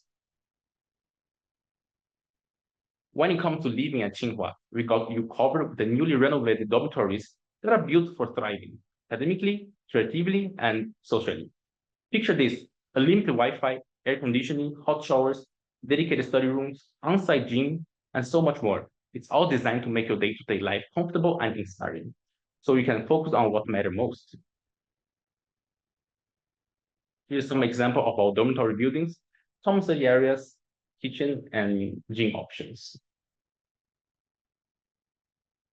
Right. Okay, now it's my turn to share more information about the Tsinghua IE department. The Department of Industrial Engineer at Tsinghua University was established in 2001. Over the years, it has been developed into a leading industrial engineering department in China. The department is currently led by Professor Jing Shanli, the dean. It boasts a strong faculty team, including 12 full professors, 20 associate professors, and 5 assistant professors and researchers. It also has established several research institutes, namely the Institute of System Intelligence and Industrial Computing, the Institute of Digital Engineering and its Complex Systems, the Institute of Smart Healthcare Services and Sustainable Systems, the Institute of Human Factors Engineering and Intelligent Systems Interaction, and the Institute of Smart Production and Logistics Systems. In 2009, our department launched international PhD program and a global manufacturing program, an international master's program fully taught in English.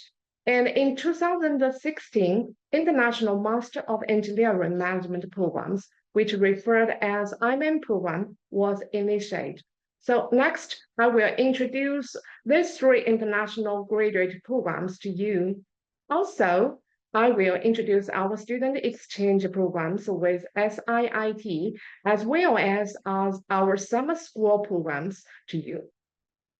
Firstly, global manufacturing and analytics programs, which referred as GMA programs. This career-oriented program places a significant emphasis on fundamental management science and its practice on China's context. Professors involved in this program all have research and teaching experience from prestigious universities around the world. On their supervision, students of GMA program can select diverse thesis topics such as operations, research, and data sciences, system operation and digital management, human factors and human system interaction, etc. Meanwhile, students can enjoy precious opportunities to collaborate with Chinese students. GMA program provides courses in manufacturing, logistics, and data analytics, engineering and culture, This comprehensive curriculum makes GMA programs stand out in the field of management science and engineering. And through GMA program, students are expected to improve their technical and practical competence, China competence, and international competence as well. Okay. Founded in 2016, main program is designed to prepare graduates for leadership roles in global engineering projects. IMM is a 2 years professional master's degree program with English as a medium of instruction, ensuring that our graduates are equipped to operate in an international context. IMM program is based on the educational resources and the solid foundation of Tsinghua University's master's education in engineering management. Upon successful completion of the program, students will earn a Master's of Engineering Management degree. IMM is the first of its kind in China. The curriculum of IMM is multidisciplinary. The engineering technology courses and engineering management courses combine state-of-the-art engineering advancement, industry-leading knowledge in management, and training in business, information technology, culture, and the related areas.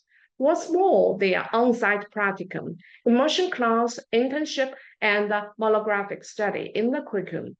Through this multidisciplinary, comprehensive, and practical curriculum, IMM program expands students' vision, improves their management skills, and integrates their engineering and technical knowledge with global vision and Chinese perspectives. The second highlight of IMM program is its Sino-foreign cooperative graduate education. Since professors from prestigious universities internationally will jointly cultivate IMM students, the visiting professors from all over the world will bring students the news on the recent developments of research and industries on what is currently going on around the world. In addition to this, IMM is an amazing international melting pot. IMM students are coming from different countries around the world. Like right now, more than 30 students are studying at Tsinghua IMM program, while 21 nationalities. There are great potential and opportunities for students to learn culture, language, and expand global vision. Well-designed immersion class and field study and internship provide students with visits and hands-on practice in cross-cultural contexts to improve teamwork, leadership, and communication skills. These are the photos of immersion class in GKGD Changzhi, Shanghai Turbulent Plant, CRRC Sifang Company at Qingdao, IKD Company at Ningbo, and Xiamen Air.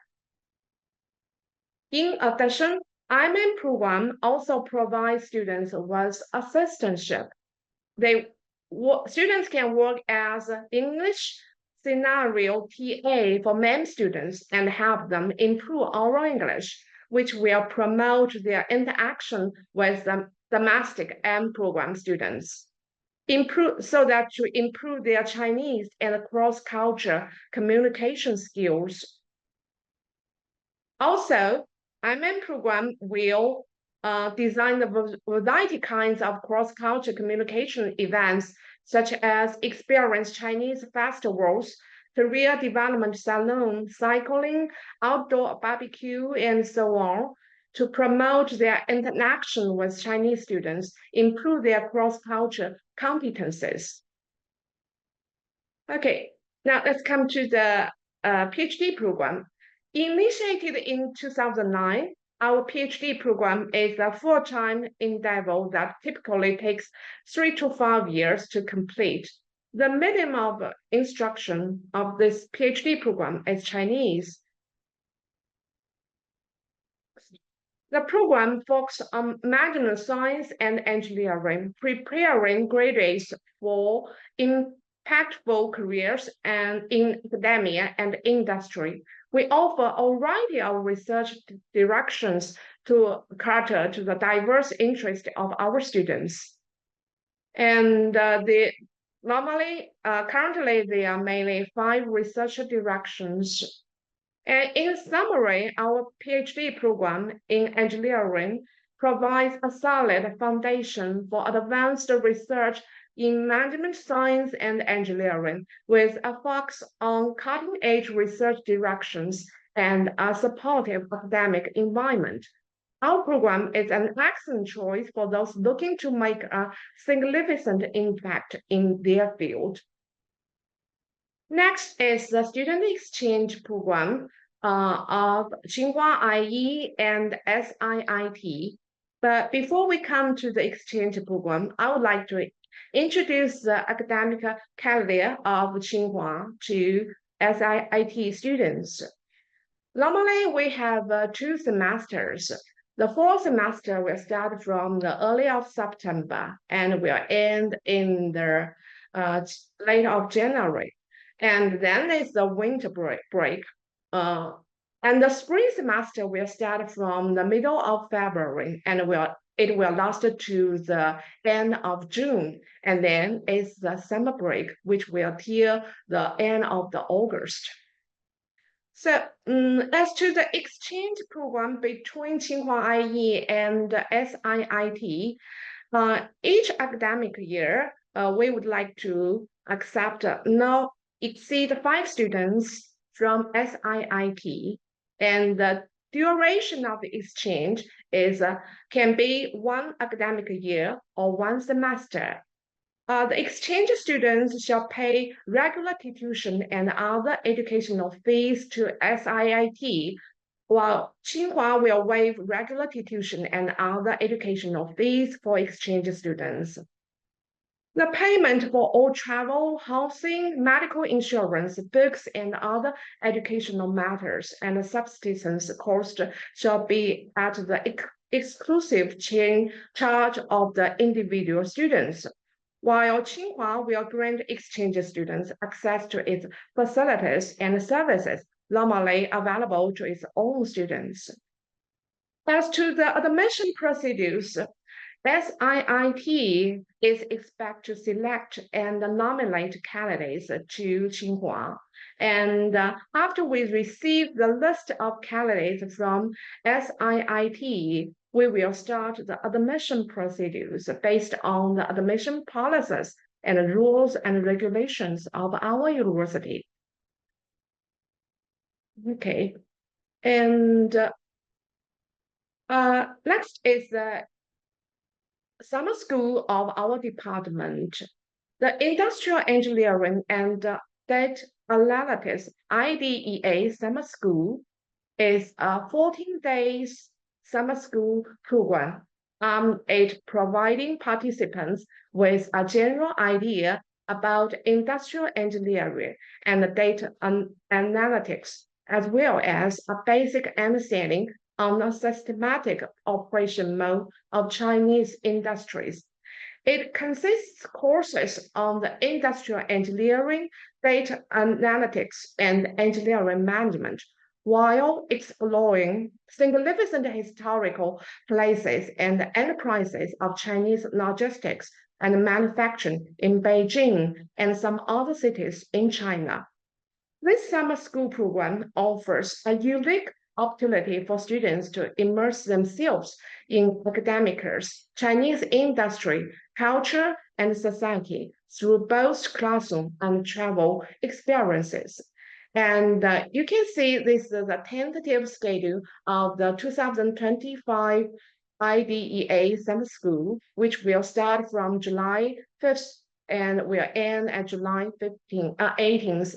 And those are the photos of our last IEDA summer school. And you can see the students will not only have courses in Tsinghua University, but also they will enjoy their immersion class in Chinese industries. And also they will have chances to study some traditional China's tea culture, arts and calligraphy arts and so on. Also, we will take students to some historic SIIT sports such as the Forbidden City, Summer Palace, and so on.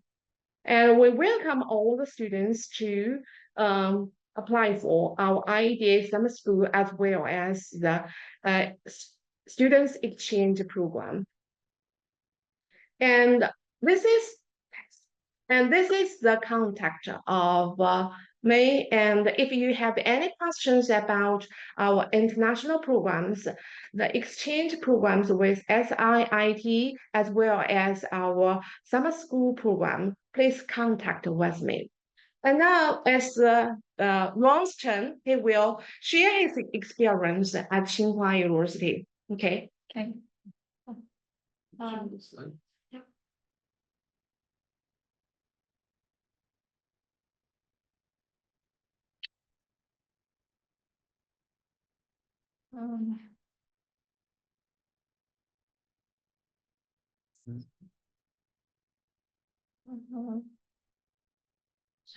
Any question? Let me share the slide a bit in a moment.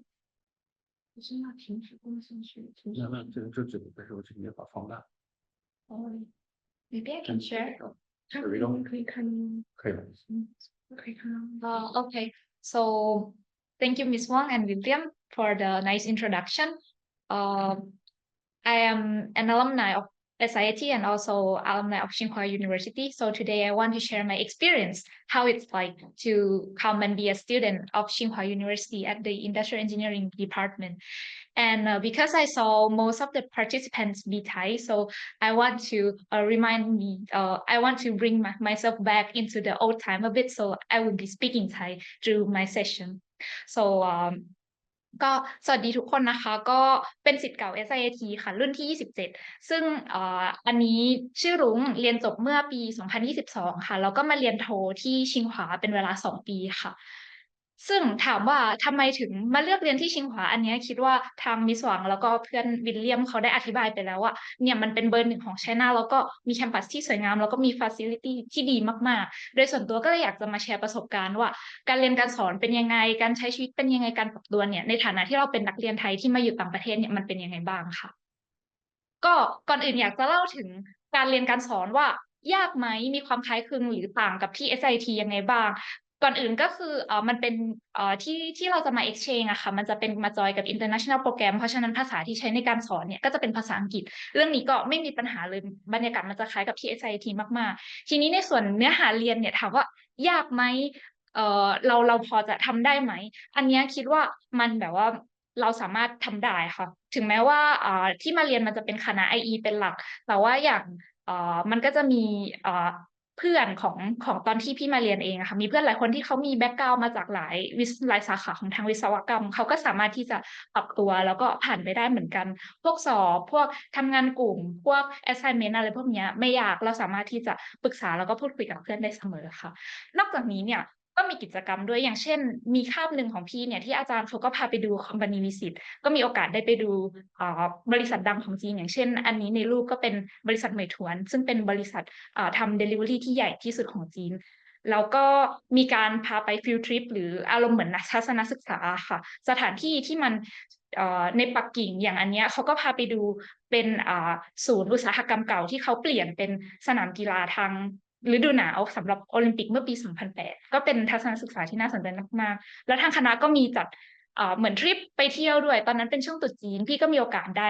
ไปที่ทริปของทางคณะซึ่งก็ได้ไปเห็นสถานที่สวยๆมากมายแล้วก็ไปเยี่ยมชมสถานที่ทางประวัติศาสตร์เยอะเลยค่ะนอกจากนี้เนี่ยมิสหวังก็ได้เมนชั่นแล้วว่ามี immersion class ถ้าจะให้แปลเป็นไทยมันจะอารมณ์เหมือนbusiness trip อะค่ะให้อารมณ์เหมือนแบบเป็นทริปทางธุรกิจซึ่งเราจะมีโอกาสได้ไปดูงานในบริษัทใหญ่ๆของจีนเลยหรือแม้กระทั่งเข้าไปดูโรงงานเยี่ยมชมโรงงานต่างๆของบริษัทต่างๆในประเทศจีนอย่างในรูปที่เอามาเนี่ยก็ได้ไปเยี่ยมชม Volkswagen แล้วก็มีบริษัทอื่นอีกมากมายที่ทั้งเป็นบริษัทใหญ่ของจีนหรือเป็นบริษัทต่างชาติที่เขามาเปิดในจีนค่ะอันนี้เราก็ได้ไปเยี่ยมชมโรงงานด้วยซึ่งจะบอกว่ามันเป็นโอกาสที่ดีมากๆคือถ้าเราว่างปุ๊บทางคณะเขาก็จะมาแจ้งเราก็สามารถลงทะเบียนแล้วก็ไปร่วมได้เลยเป็นการเปิดหูเปิดตาที่ดีมาก แล้วก็สำหรับนักศึกษาบางคนอย่างของพี่มันเป็นเรียนโท2 ปีใช่ไหมคะของเราถ้ามาเรียนปีนึงแล้วถ้าเราสนใจในช่วงปิดเทอมการศึกษาอย่างเงี้ยเราอยากจะหาโอกาสฝึกงานมันก็มีโอกาสอยู่มากมายอย่างเช่นรุ่นน้องของพี่หลายคนเนี่ยเขาก็ได้ไปฝึกที่ Mercedes-Benz จีนหรืออย่างตัวพี่เองเนี่ยตอนนั้นพี่ยื่นสมัครแล้วพี่กลับมาฝึกที่ไทยก็เป็นบริษัทหัวเว่ยของประเทศไทยค่ะซึ่งทางคณะเนี่ยเขาก็จะมีการโคกับบริษัทบางครั้งก็จะมีการมาเปิดเป็น info session มาให้ข้อมูลบริษัทเขาจะมี HR มาอธิบายให้ฟังเลยว่าฝึกงานเกี่ยวกับอะไรบริษัททำเกี่ยวกับอะไรแล้วก็มีการยื่นเรซูเม่ณที่นั้นเลยแล้วก็นอกจากนี้เนี่ยอยากจะบอกว่าการที่เรามีชื่อชิงหวาค่ะด้วยความที่ในที่จีนเนี่ยเขาเหมือนกับมองว่าเนี่ยคือเบอร์ 1ของจีนเลยเพราะฉะนั้นถ้าอยู่ในเรซูเม่เนี่ยโอกาสที่เราจะสมัครแล้วบริษัทเขาจะตอบรับจะเรียกเราไปสัมภาษณ์อะไรเงี้ยจะค่อนข้างสูงมากๆแต่ว่าทีนี้ถ้าใครอันนี้นิดนึงส่วนตัวเฉยๆว่าถ้าใครสนใจเป็นบริษัทจีนไปเลยความยากมันจะอยู่ที่การพูดเพราะอย่างตัวพี่เองตอนแรกพี่อยากทำงานเป็นบริษัทจีนไปเลยแต่ว่าถ้าภาษาจีนของพี่ยังไม่แข็งมากเพราะฉะนั้นมันก็จะไปติดลงสัมภาษณ์นิดนึงแต่ว่าถ้าไม่นับว่าเป็นบริษัทจีนถ้าเป็นบริษัทต่างชาติในจีนหรือบริษัทจีนที่เขาทำในไทยอย่างเงี้ยค่ะถ้าเขาเห็นโปรไฟล์เราปุ๊บว่าเราจบจากชิงหวาเนี่ยโอกาสที่จะได้เนี่ยมันสูงมากๆอย่างน้อยก็เขาจะติดต่อมาเรียกสัมภาษณ์แน่ๆค่ะ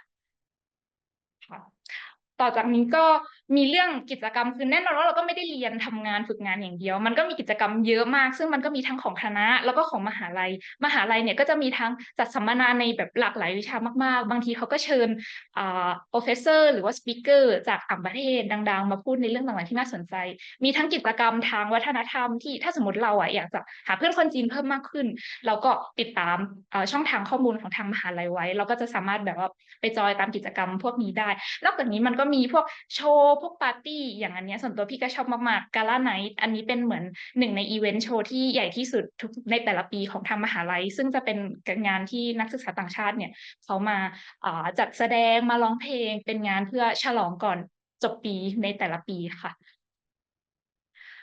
แล้วก็ถ้าใครที่จะมาแล้วรู้สึกกลัวว่าจะเหงาหรือเปล่าอันนี้ไม่ต้องกลัวเลยเพราะว่าที่มหาลัยเนี่ยก็มีสมาคมนักเรียนไทยในชิงหวาก็ปกติทุกปีเนี่ยจะมีนักเรียนไทยอยู่อย่างน้อยประมาณ30 คนขึ้นไป30 ถึง 60 คนแล้วแต่ปีซึ่งทางสมาคมนักเรียนไทยเนี่ยถ้าเราติดตามข่าวสารเนี่ยเขาก็จะมีเหมือนกับทุกต้นเทอมการศึกษาเนี่ยก็จะมีกิจกรรมไอซ์เบรกกิ้งแล้วก็พวกอีเวนต์ใหญ่ๆอย่างเช่นขึ้นปีใหม่หรือว่างานสงกรานต์อย่างเงี้ยก็จะมีการจัดอาจจะกิจกรรมหรือว่าชวนกันไปกินเลี้ยงเพราะฉะนั้นบรรยากาศมันก็จะอบอุ่นมากๆหรืออย่างล่าสุดก็มีจัดแข่งกีฬาสารสัมพันธ์กับมหาวิทยาลัยอื่นเพราะฉะนั้นถ้ามาเนี่ยก็ไม่ต้องกลัวเลยว่าจะเหงาเพราะว่ามีเหมือนกลุ่มนักเรียนไทยที่เขาอยู่ในประเทศจีนในเมืองกิ่งในมหาลัยอยู่แล้วค่ะทีนี้ก็อยากจะพูดนิดนึงว่าการมาใช้ชีวิตที่จีนมันยากไหมเพราะว่าเราก็น่าจะอาจจะเคยเห็นว่าโอ๊ยมาเมืองจีนเนี่ยมันแบบว่าต้องมันใช้แอปอื่นๆไม่ได้แล้วก็คนไม่ค่อยพูดภาษาอังกฤษมันเป็นยังไงก็อยากแชร์ให้ฟังว่าตอนต้นมามันก็ต้องมี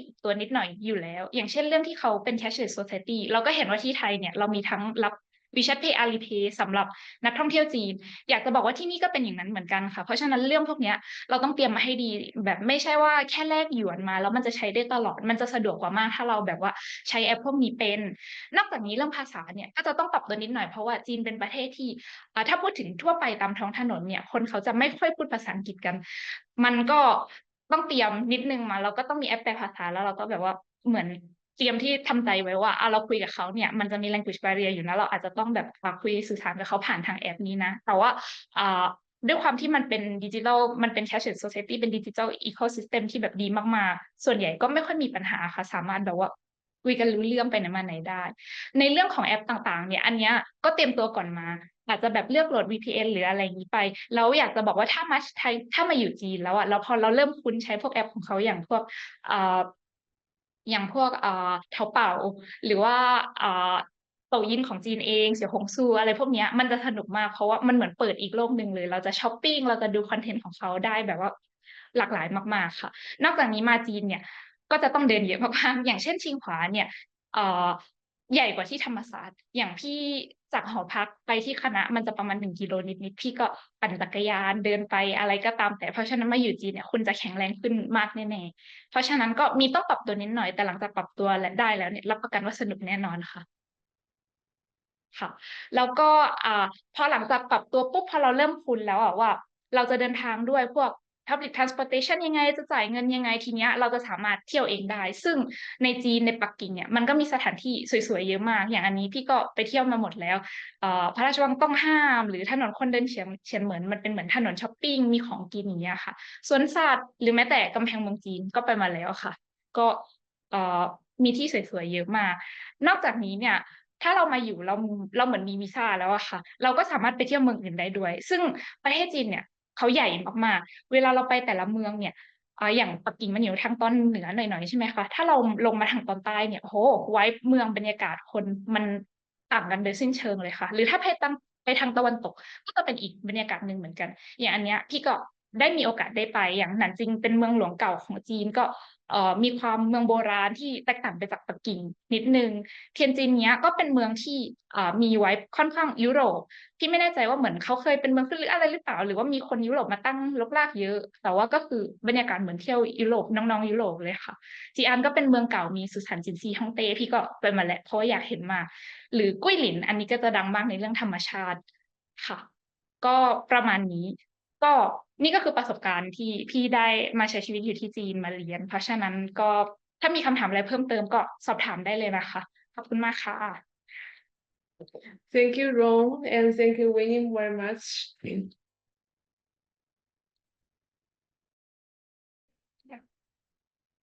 Hello? Yeah. So is that all from your side? Thank you. All right. All right, so thank you very much for a nice presentation from three of you. Very, very impressive to all photos and the program that you show us, Naka. So I will raise my hand to be the first applicant from SIIT to join Tsinghua University.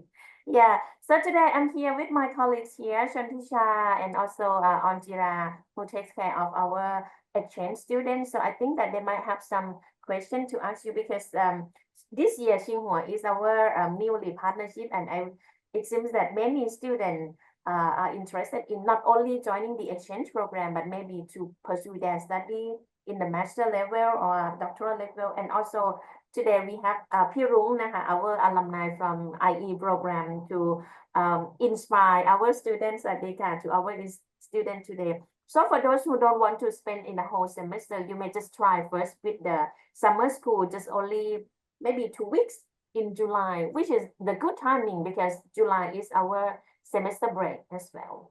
So maybe I just let this to Pishon and also Kun Anjila for some question from the student, because it seems that there are some questions from the student who register and ask. Just focus to Tsinghua directly. Yeah. So, hi, I'm Shantisha from the International Office, and I'm responsible for inbound exchange students at SIIT. So after listening to your presentation, I have some question about the exchange program.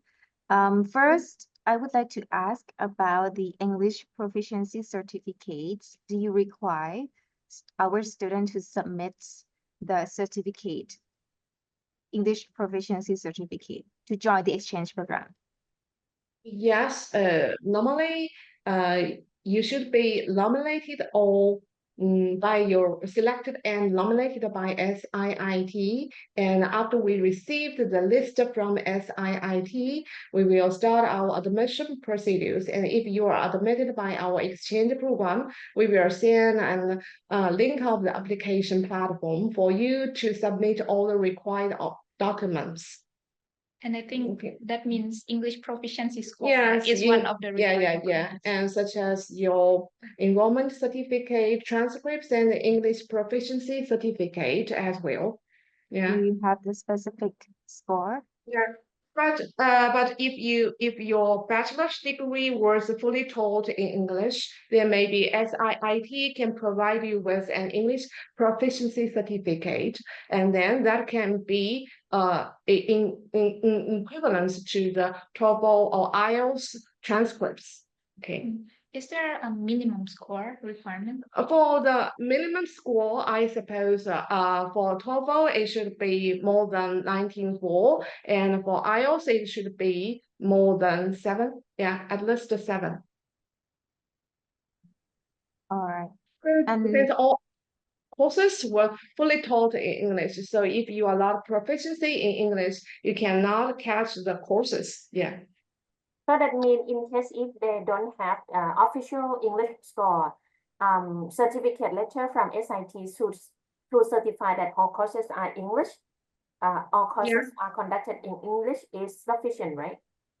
Yes. If you can provide them with an English proficiency certificate to prove that all the instruction medium of your courses is in English, then it's okay. We can wait his TOEFL or IELTS transcripts. Yeah, just for your information, normally when we select students to join the partner university for the student exchange program, we require them in the at least B2 level. But for SIT itself, as you know that we are international program, so in the backside of the transcript also state that all courses here are conducted in English. And otherwise, we will ask students to ask for the recommendation letter from our registration office to certify that all courses here in SIT are conducted in English. Yes. All right, so next question from Shantisha. Yeah, I would like to ask about courses there for exchange program. Is it possible for undergraduate students to take courses in master level there? Sure. Yes, actually we have all the courses listed in the platform of course selection. You can select courses there in that platform. Yeah. Yeah. Also, there's Thai students I know who come for exchange. Yes. If you're interested in other schools course, you can also register as a non-degree course there too. Yes, actually you can select all the English courses. All the courses taught in English in Tsinghua University, not only from our department, but also from some other departments of Tsinghua University, as well as your department or your university can accredit the credits for you. Yeah. Okay. So that means no need to be student from industrial engineering that could be nominated. So, I mean, since our collaboration is under the IE program and SIT, so in that case, can we just nominate other program, like for example, ICT, mechanical, or something like that, or only need to be IE student?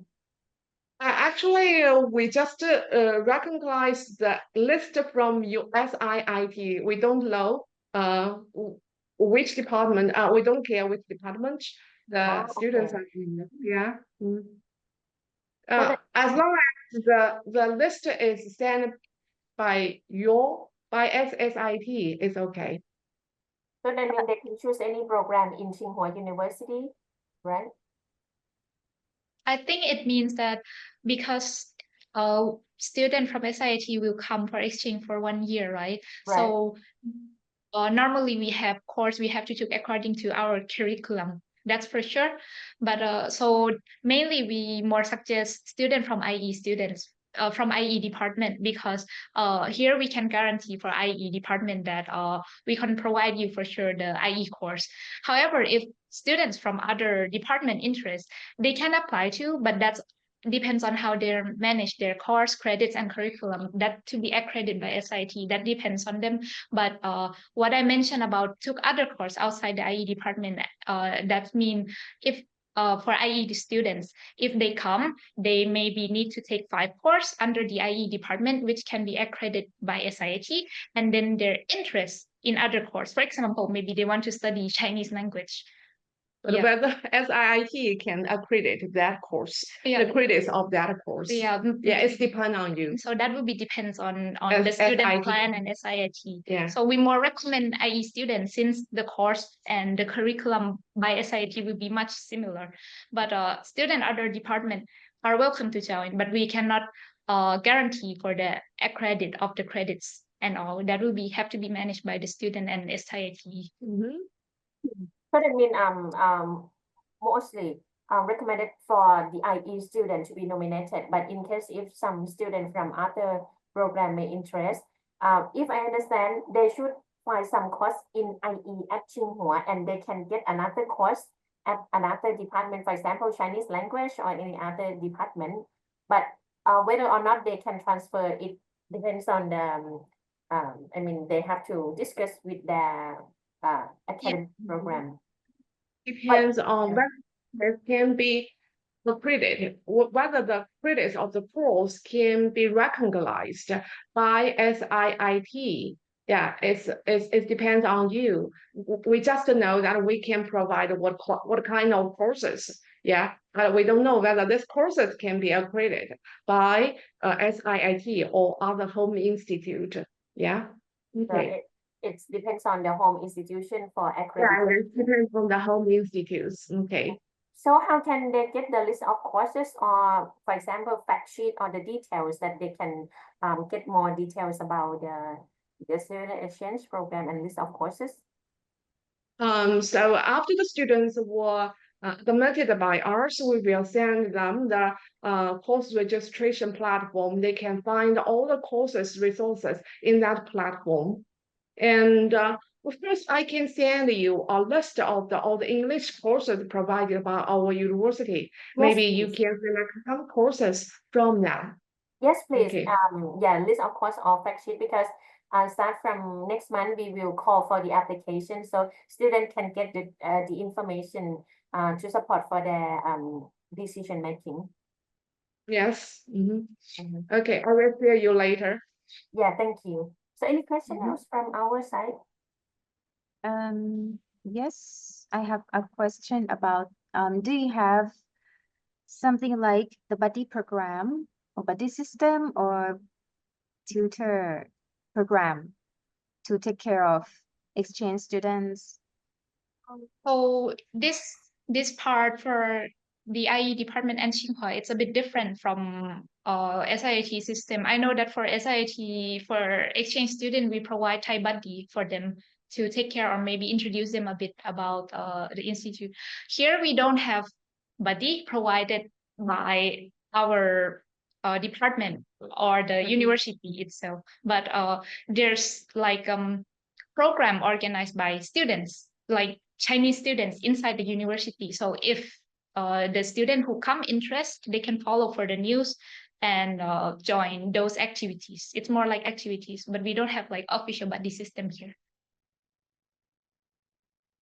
All right, thank you. So I don't have more question, but I would like to ask maybe Nong Rung, because at SIT we just opened the application for incoming exchange program, and of course, and if you can help us to promote the exchange program to Tsinghua student, it would be very nice. Yeah, and Miss Pishalika will send you more details about the exchange program at SIT. Thank you. Sure. Sure. Hi, Miss Hai Tawang, have you received any details about SIT student exchange program earlier? Not sure if Shontisha have sent to you. Have you received our email about student exchange program from SIT? Yes, I have received the agreement from your side. No, not agreement, but a call for application for the student exchange program at SIT. You mean like for the Chinese students from Yeah, Tsinghua? for the Tsinghua student to join SIT. Right. Currently, no. Okay, so I will ask my colleague to share it with you again. Yes, okay. Yeah, thank you. I have a question from the student. If student is already a Chinese student, can they be accepted as the exchange student? They might be the problem, right? I think the requirement is to be No, yeah, Thai students or other non-Chinese students. Not Chinese, citizen. okay, Citizen. not acceptable, okay. Not for the Chinese student. Students at SIT too. All right. And just a question from the student. Okay, I already got the question from the student. So I have my other colleagues here on Jira. Do you have any other questions? Yes, I would like to ask about accommodation. Can exchange student apply the dormitory on campus? So the dormitory, yeah. Yes. Okay. Yeah. Yes. There's on-campus dormitory at Tsinghua University, but we cannot guarantee that each international students can get the on-campus dorm. But if they cannot get the on-campus dorm, we will try to help them to find an off-campus dorm. Yeah. But all the expenses of the accommodation should be paid by the students themselves. Yeah. For students who want to further, their graduate programs there, is there any scholarship opportunity for them to apply for? Yeah, you mean for the international graduate programs? Yeah. Right, for master degree or PhD. And the PhD programs, yes. We can provide the Chinese government scholarship as well as the Beijing government scholarship and also the Tsinghua IE scholarship. So students, most of the students can be awarded either one kind of this kind of scholarship. That would be very good for SIT students here today. Yeah. Yes, for the Chinese government scholarships, it can cover the full tuition fee as well as the on-campus dorm. Also, there's a monthly stipend at about 3,000 INB per month. And also healthcare. So Yeah, also healthcare insurance. Yeah. So just the question from the student in the chat box asks for in the future, will there be other department exchange program for the undergrad student like from computer engineering and other? So maybe students just wondering if other program can apply to join Tsinghua. Besides the industrial engineering. We hope so. We hope to expand our collaboration because this year we just start with the Department of Industrial Engineering. And as Ms. Haitong Wang and also Piru mentioned that in case if students from other programs are interested in Tsinghua University with another program, they may just try to consider. If I understand correctly, they can choose courses. For example, if student is from computer engineering and they can consider the course in industrial engineering program first, and after that they might consider the other course from other program outside the Department of Industrial Engineering, right?